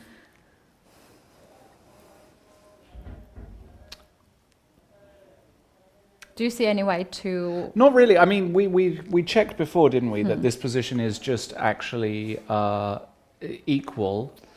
Black is holding. The question is, how can a grandmaster set problems here for ostensibly a weaker player, somebody like Lawrence, who is, of course, weaker on paper, but still very accomplished. And Lidi is definitely not informed, because the game one, as I said, he was totally losing in round one. So what can you do? I don't really see that many ideas, to be brutally honest. I don't see that many ideas. You're right, Ketty. I don't see many ideas here. I've never heard of this Chinese player. Lidi? Yes. Oh no, he's quite well known. Yeah, he's quite well known. Just realized that Li Di is the just first two letters of Ding Liren, like Li and Ding. Yeah, I mean, it's not a very exciting position to kind of study, because it's just one where we already know that there's dynamic equality, and we're just we're just waiting for White to show us a potential way he can make progress. But I don't actually see one. I don't see a clear plan here at all for White that doesn't also harm his position. That's the other thing you have to be very careful about. Yeah, let's move then on the board 11, because we have this endgame that we predicted to happen. And shall we make some moves here on the board to check it out? How easy it is to hold? I think it is actually, I think if this is the position after King F8, I think this is going to end in a repetition with Rook B8, Rook B7. Because Black's next move is very clear. She wants to go Bishop D4, he wants to go Bishop D4. So let's say White attacked the Bishop. You go Bishop D4. I was thinking to play H4 here in this position. Okay, H4. H4 here. Okay.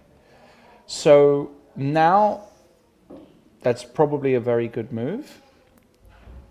And what if I go G5 now? It's a very radical... Oh, the machine hates it. Yeah. The machine absolutely hates it. I think Rook H7 Rook H7? or H5. Well, if you go H5, and let's say I now go... how do I want to do this? Maybe that's good enough as well. Yeah, G5 is bad. Okay.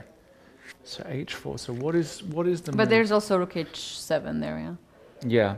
G5 is bad. I should play that. It's on the board. What if I go Bishop D4? King F4. And Bishop F2? No, I was thinking to go G5.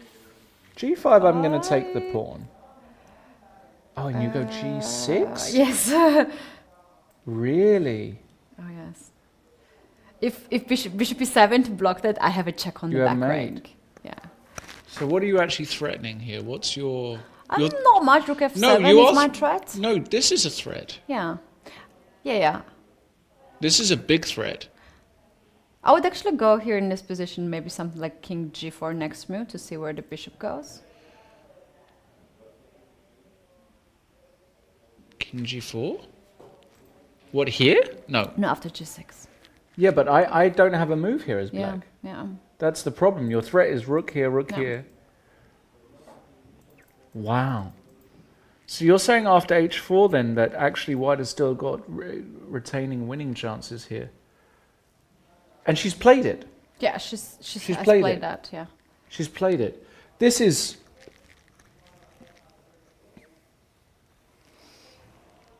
And what if I go Bishop E7? Yeah, King G3 here. King G3. He played Bishop D4. Oh, really? He played Bishop D4. Is it a blunder? I don't think it's a blunder. I don't think it's a blunder, but I don't...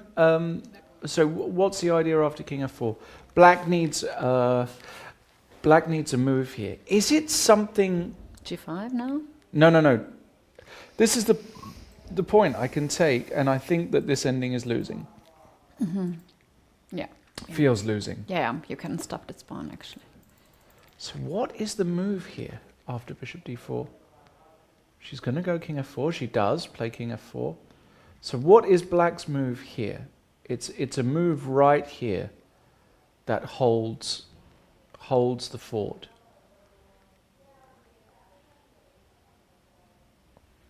Very interesting. And I just don't see it. I don't get it. Is it to go bishop c3? And after g5? And g5 to go h5? Surely not, right? No, G6. Just g6. Yeah, and even after this check, I'm not holding. Rook f7 again, yeah. I'm not holding. Well, no, this rook b8, rook h8. I can't find the move to hold here.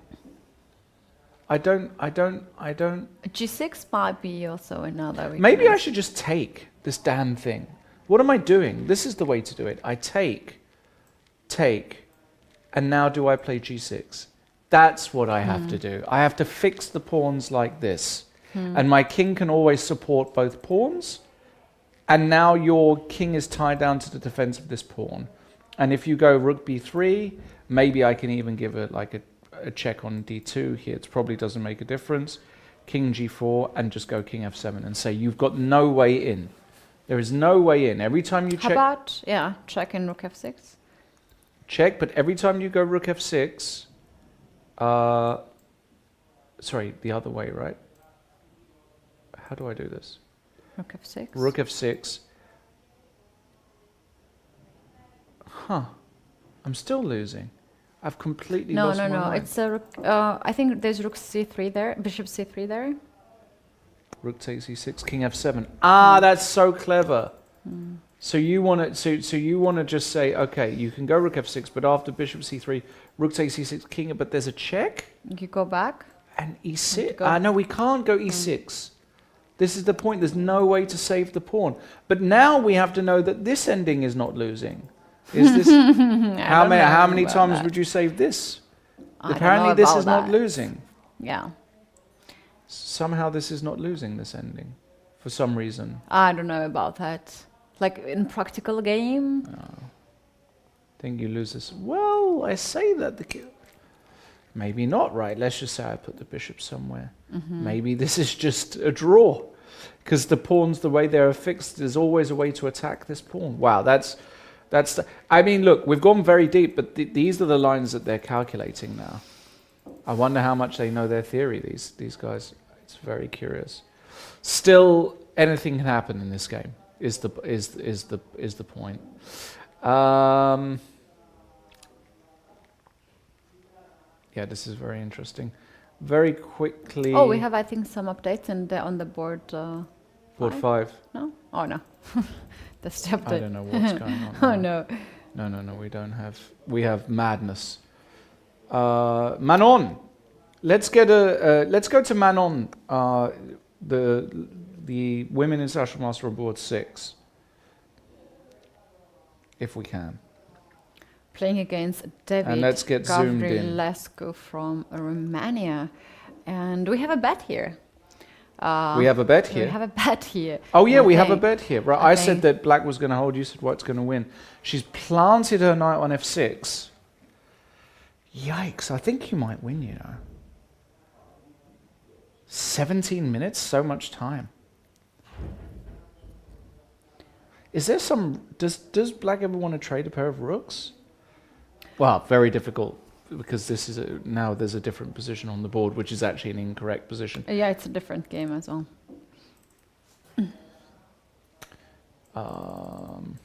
Oops. Damn. Oh no. 1 second. It's okay. I saved it.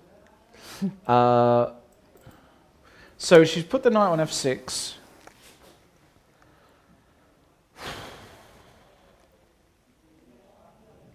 It's her move, actually.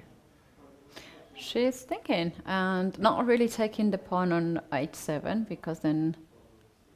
Oh no, you can take. You can take knight g5. Yeah.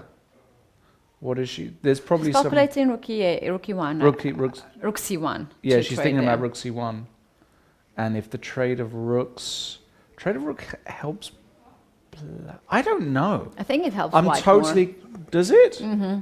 I'm not sure, because then the a-pawn is very fast. The black's got this a-pawn that starts to run. Oh, I meant it helps black, sorry. It helps black, yeah. I think he's looking for rook c1 here.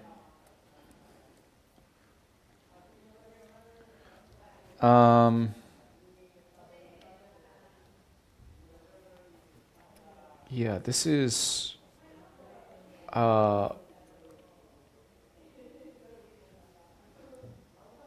very, very tough. I simply don't know. I'm totally confused by this position. Actually, no, we don't have the position. Yeah, I don't like this idea of rook c1 actually. Did she play g5? King f4, bishop c3, g5. Yeah, that's. I'm just keeping an eye on that game there. Takes g6. Very tough. Just a word of warning, dear viewers, because again we're having some issues with the moves. We're probably going to end the broadcast quite soon. Just because also a lot of these games can go on till 11 o'clock at night. We've been on the air 5 hours now, and again, apologies for some technical errors. We are doing our very best to get it all sorted. It's a bit tricky to do things when we've just got the side on view. Shall we go back to the board 11 because they have played, and this is a crucial moment if black finds this move g6 to hold it. There is a check actually instead happening. Bishop c3, g5. g5. So we have bishop d2, king g4. It's the same thing. Takes. And now you have to play g6 to prevent king h5, king g6. So you just have to play g6. He will play g6. There's just no doubt about it. And actually now the king is cut so that this is very clever because now the king can't even come back because g5 hangs. So stuck on, that's good. And maybe you can even put a construction, for example, after rook b2, you can play bishop e3, and then somewhere, and you can play d4. But you don't really want to touch that pawn if you can avoid it. Maybe you just play like this. Rook g2 to maybe bring the king back. But how does the king go anywhere? Because king here, and then there's bishop f4. No, this is just a draw. This is just... The pawns have just been nicely fixed on dark squares. I mean, I'll be shocked if he doesn't play g6. And he's going to play... g6 is the move he has to play right now, otherwise king gets on h5 and then g6, and that's going to be the lost position. He cannot really save that. So he has to play right now. I mean, I'll be shocked if he doesn't play g6. But that said, when the king comes around, the e5 pawn is hanging, right? So... Let me just take it back. So after this takes, let's say he just passed. When the king comes in, the bishop does get back, right? So I'm not sure he is going to go g6. I think the issue is that white might be threatening g6. I think this is the actual problem. Issue, I think it's not king h5. I think it's the fact that white can go g6. And this is a critical moment in the game. Very critical. How much time he has on the clock? That's interesting. It's just one play. He's going to play? He's going to play something. Okay. He doesn't do it. He played bishop c3. So, let's see. Is that move losing? Oh, okay. Maybe still holding. He's counting on king f4 and bishop d2 repetition. And she plays what? What did she play? Rook b3. Rook b3? No, this is not. If you play, then rook e3, yeah, it's good. No, it's not. It's good. If d4, then g6. Look at the ending. Oh gosh. Wait, and you're saying that this is winning for white after this? Take on e6. After something like, I don't know, this. Yeah. This is winning? Yeah, I guess so. Because you have this g6 move. I guess you're right. And you are checkmating the on the back rank. Yeah, look at it. It's just skyrocketing the bar. Wow, and you get the king in a net. Wait, is that a blunder? Yeah, bishop c3 is a big blunder. And she played rook b3 so fast. Did we bet on this game or on the other game?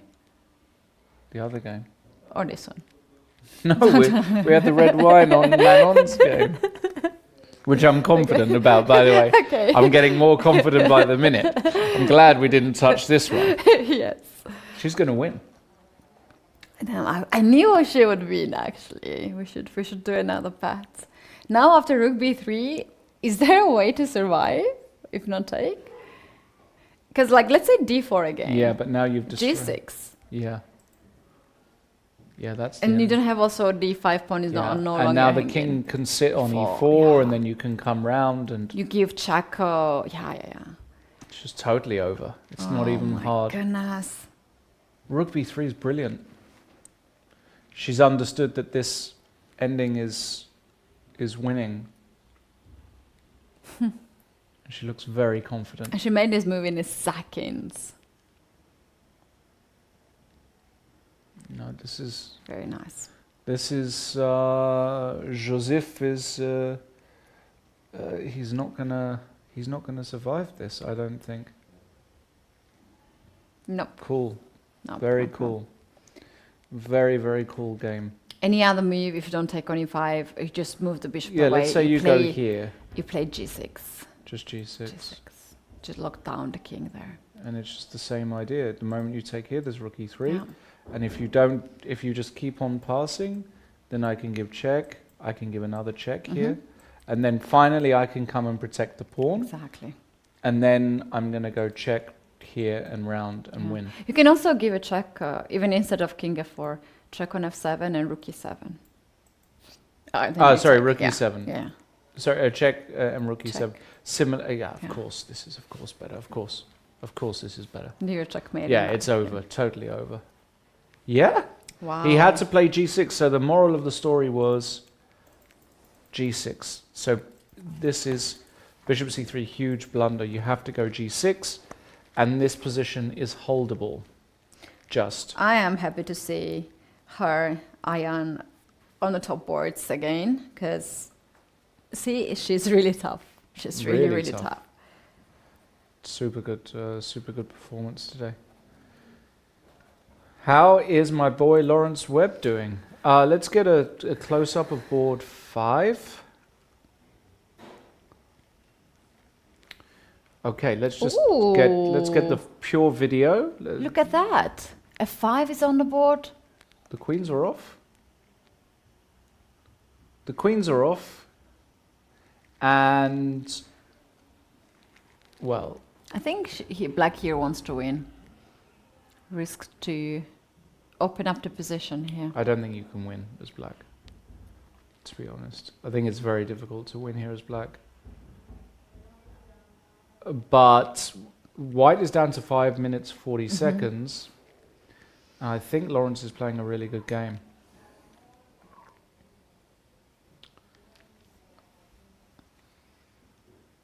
I don't see a way for white to win it.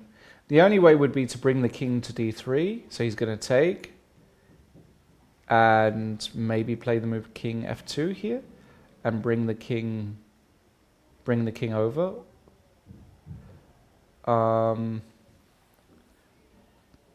There is a. Yeah, but no, I don't know actually how we are going to do that, because like somewhere black can also play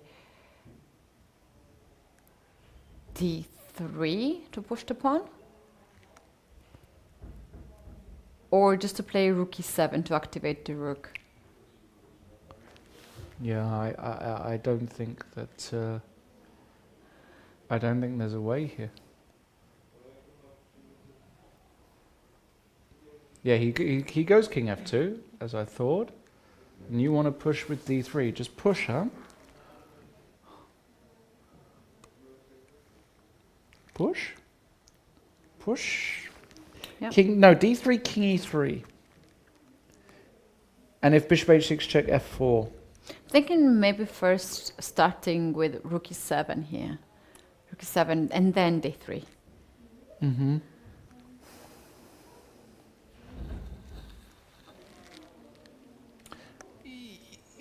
But is it enough?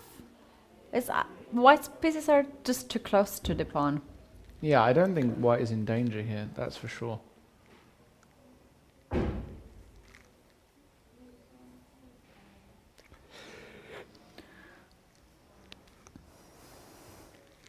Yeah, I don't think white is in danger. Shall we go back to the board 7?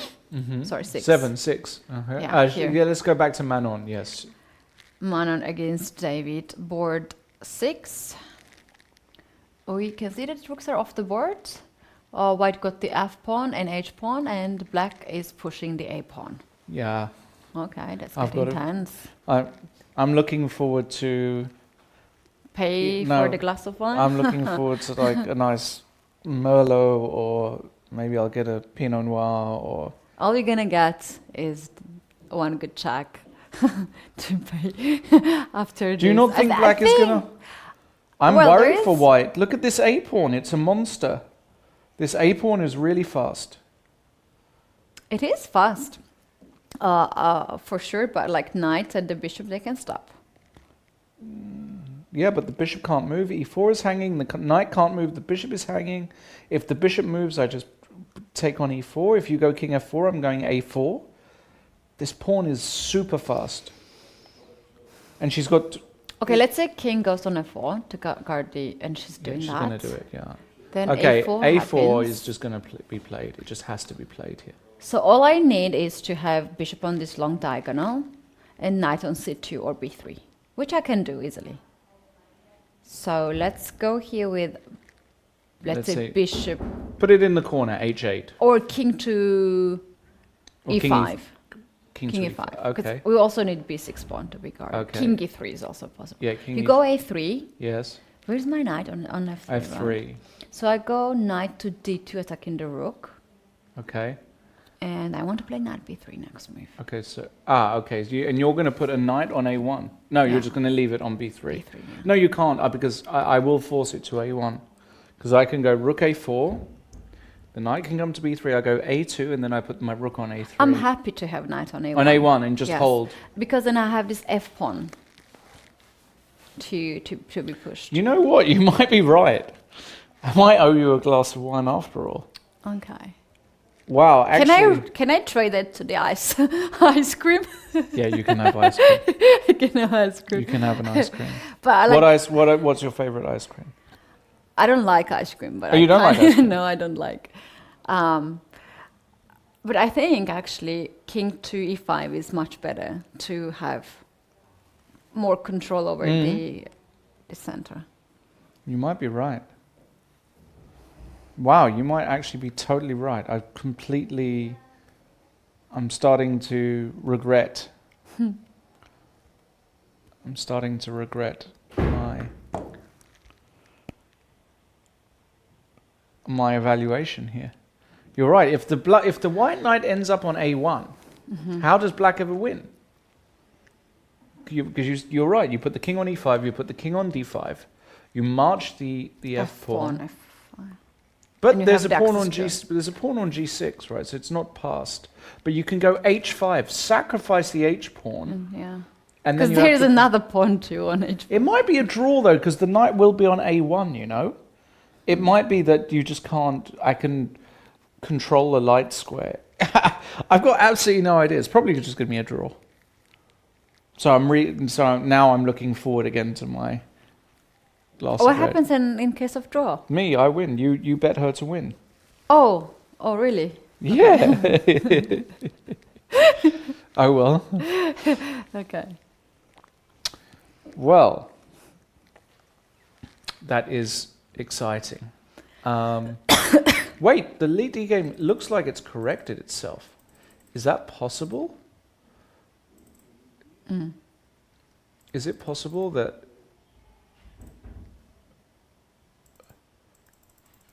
No. No, it's not possible. They're playing faster now. I see the pawn on D3. Okay, let's ignore that. They have played... Yeah, he played what you said, and exactly what happened. Bishop H6, F4. Now I'm worried for Lawrence, a little bit. Because I'm threatening rook D4. Yeah, but even the bishop endgame, like if you get the pawn on D3, it's never winning. No, but the pawn on B7 is very weak. I can go with my king. You have to be very careful. If I get the rooks off, let's say the rook trades, I go king takes D3, You have to be sure that I don't just go king c4, king b5. Yeah, at least can I have my king in the center? Yeah, you need so your if king. you take the like you something need like your an king e6 closer for sure. Yeah. Maybe it's time for black to get bishop back on g7 to control d4 and c3 squares. I think he'll play that. Yeah, he's going for that. Nice. And then it will be time to bring the king into the action. King g6, king f7 would make a lot of sense.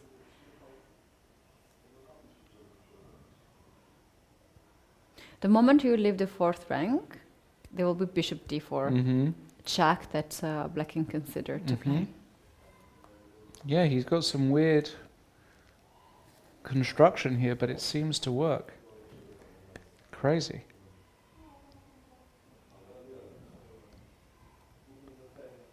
Yeah, I see no way actually here. How are you supposed to do anything here?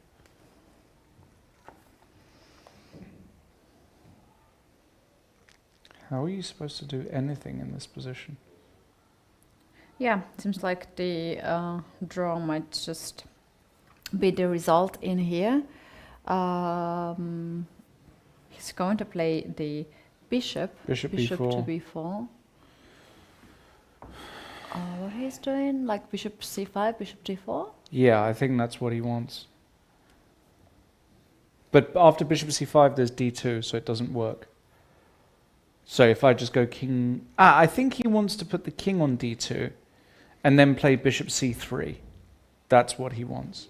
He wants to blockade the pawn with the king and then offer the bishop trade and then try and round up the pawn.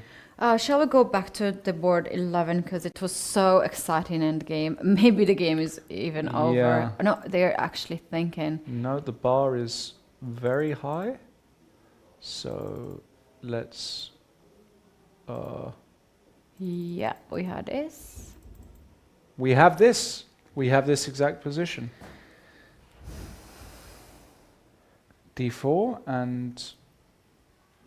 As you said, this looks... The bar says this is...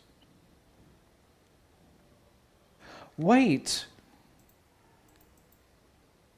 If g6, d3... King f3... Wait, maybe it's not winning. Maybe it's not winning. Because after... g6, d3, the point is that if I can get my pawn to d2 and then, let's say, park my bishop on h6, how do I ever win? Assuming the king doesn't get checkmated. For example, rook c6, I don't know, bishop e5. It doesn't feel winning, actually. Wait, maybe this is... just holding? After d4. I'm no longer certain that this is winning for white. What happens after rook to c6? Yeah, here rook in this to position? c6, and let's say I go bishop, let's say I go bishop a5. I have to go here in this position, let's say rook d6 to force this bishop to be passive. Oh yeah, this is a very good move, of course. Sorry, I have to keep control of that, right? But where do I put my bishop? Sorry, rook c6 is a very good move, obviously.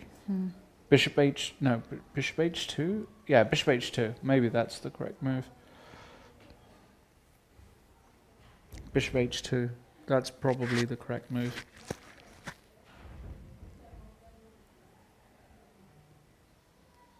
King f5, d3 is can this really, and then rook c3, and I win the pawn, and rook d3. No, I'm basically I'm just totally confused as to whether this ending is winning or not, and I'm kind of flip-flopping. I'm actually starting to think it's winning again. after rook c6. I think rook c6 is a really good move. If she finds rook... Yeah, I think rook c6 is a really good move. Because the bishop doesn't have a good square.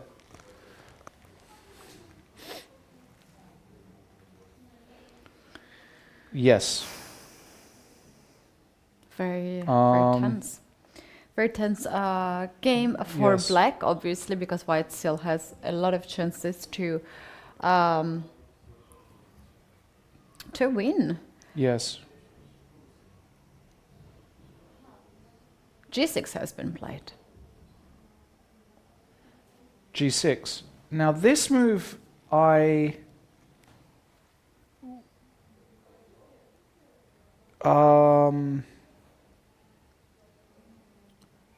so if I go d3 here, let's say rook c6, bishop a5. Somehow I didn't like g6. Yeah, I don't like it either. Because in this case, pawn is already on d2, and then we have to just. So what happens if I just push?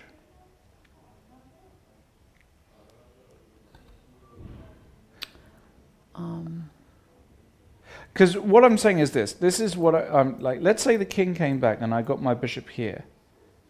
And then let's just say, for argument's sake, we had this. Is this a draw?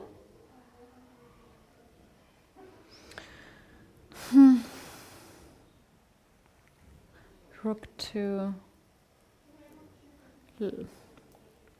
This just looks like a draw to me. It's so confusing anymore. I'm not so sure.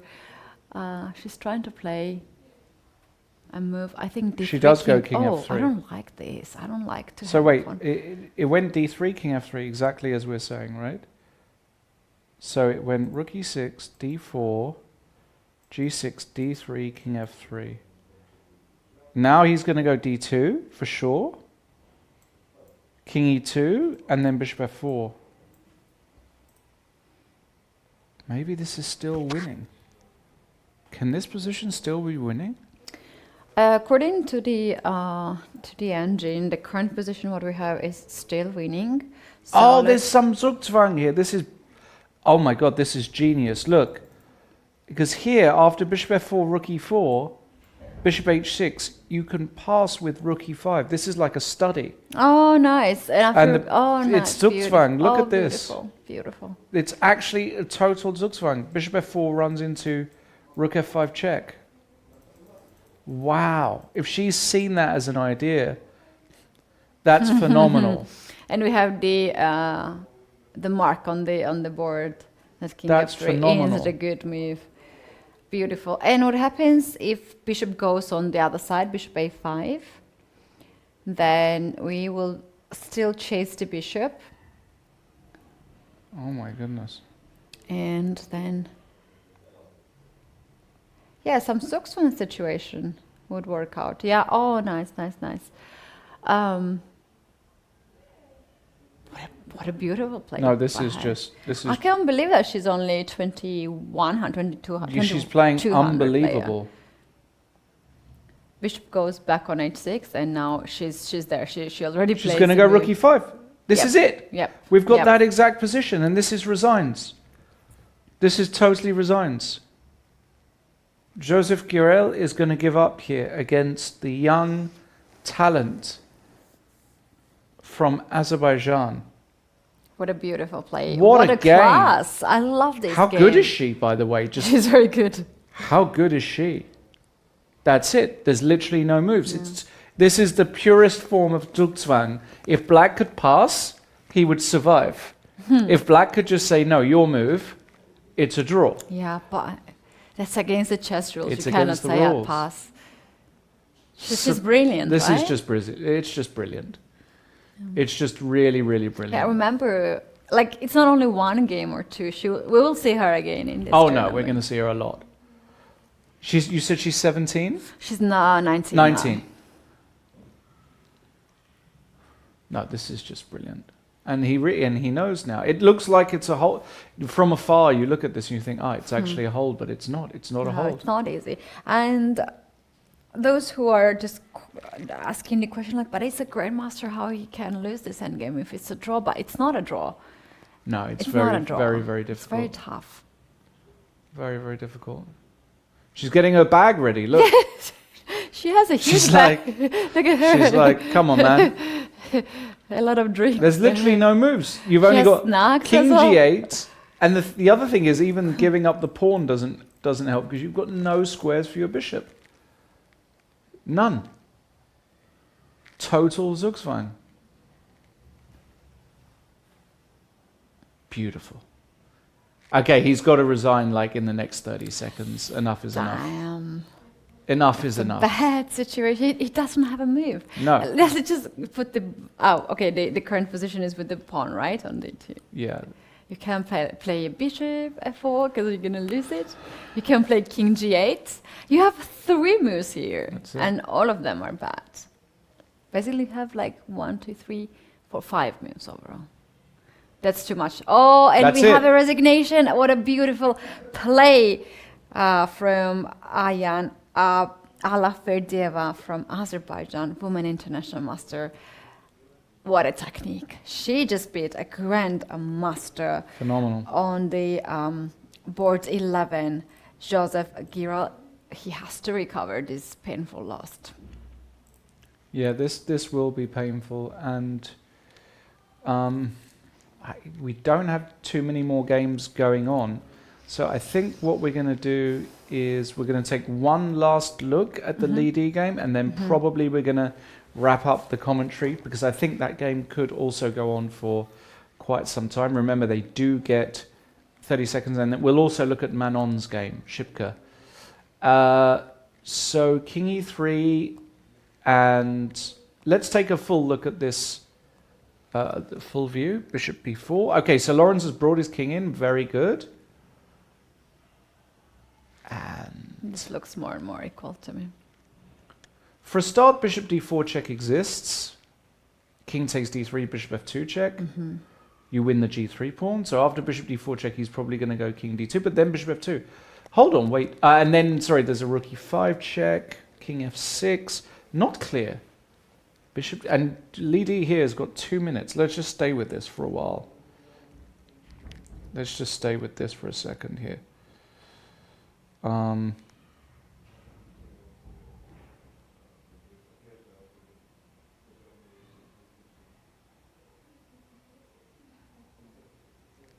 This is, this is absolutely, I mean, intuitively, again, it feels as though, it feels here as though black, yeah, he's going to go Bishop D4. No, he goes Bishop G7. Calm as you like. Just brings the bishop back. Also good enough, I think. Also good enough. How do you win this position with white? That's also the question. Can you win this position with white? I think that's the real question, is can you actually win this position with white? And the truth is that I'm not really sure you can. Even a grandmaster, even somebody who is so much higher rated, I don't think this position is winnable. Yeah, I agree with that. I just don't think this position is winnable. Rook B6 check play, he's going to go King F7. There's no other move.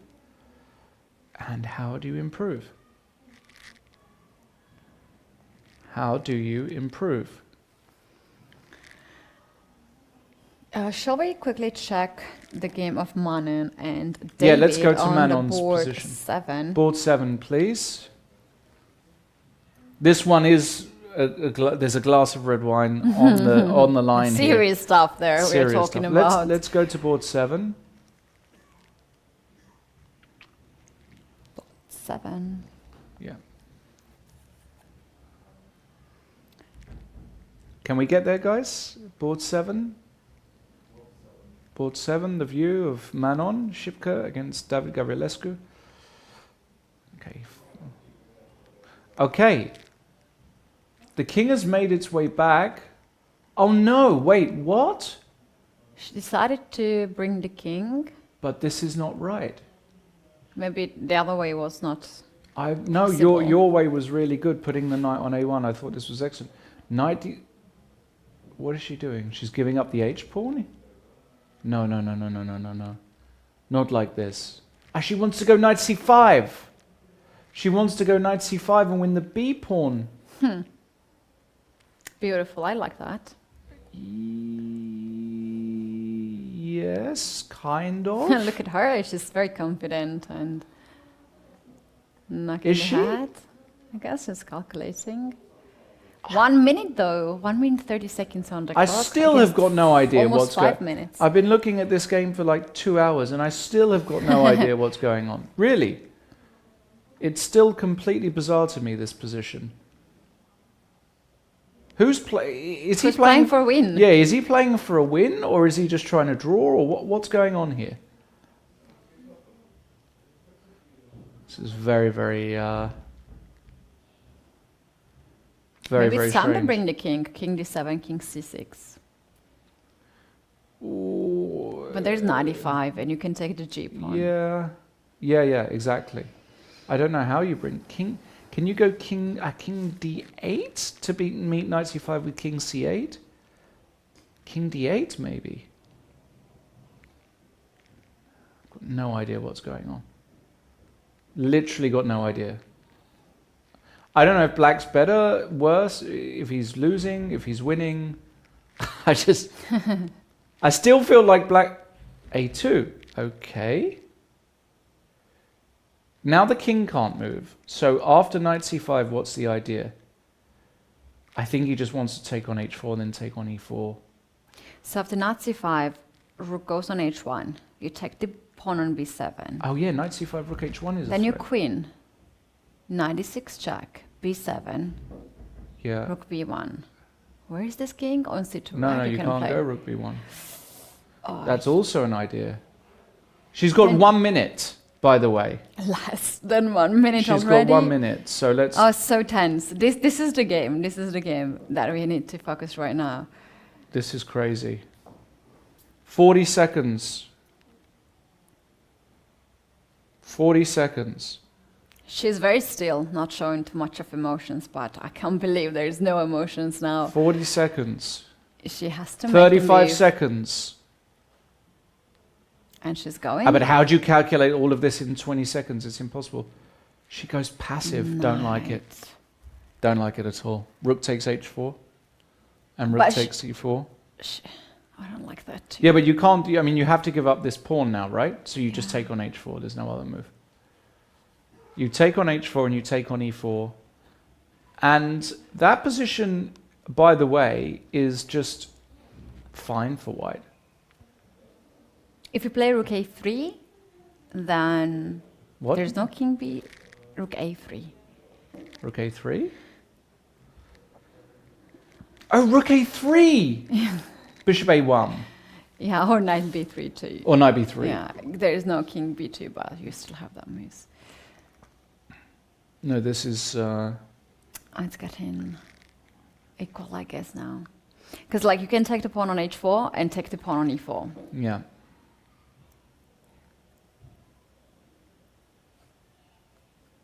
I don't like that.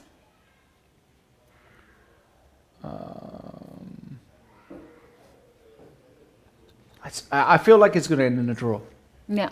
I think what will happen is he'll take on h4, takes on a2, take on e4, and then he's going to find a way to move the g-pawn, trade the g-pawn for the f-pawn, and then we're going to have just rook and knight against knight and bishop With one pawn with on one the board. pawn, and then you should be able to defend those positions.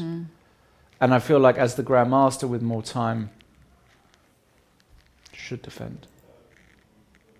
It's also like if you give up the rook for the knight and keep the dark square bishop, I think it's a theoretical draw as well. You cannot win. You can sometimes put the king on a8. If you gave up the rook for the knight there with the pawns on b6 and b7, yes. That's very nice. It's very important, actually, because the king can get to the corner. But he doesn't want to draw, right? I tell you, he doesn't want to draw. He wants to win, but I don't think he can win. No. He cannot really win. No, I don't think you can win this position here. Not really.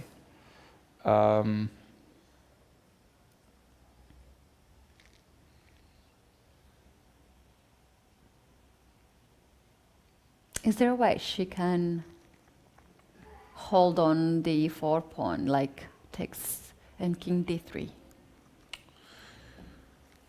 No.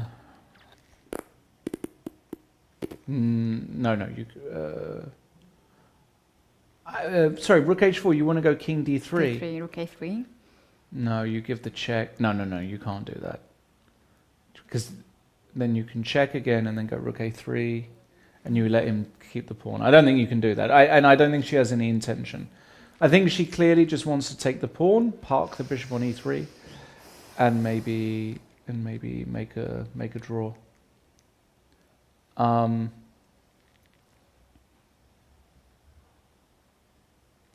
Yeah, the time can be the crucial here for White to make her decision to play knight c1 when she had very aggressive move knight c5. Yeah, no, but this is okay what she's done. This is okay. Manon.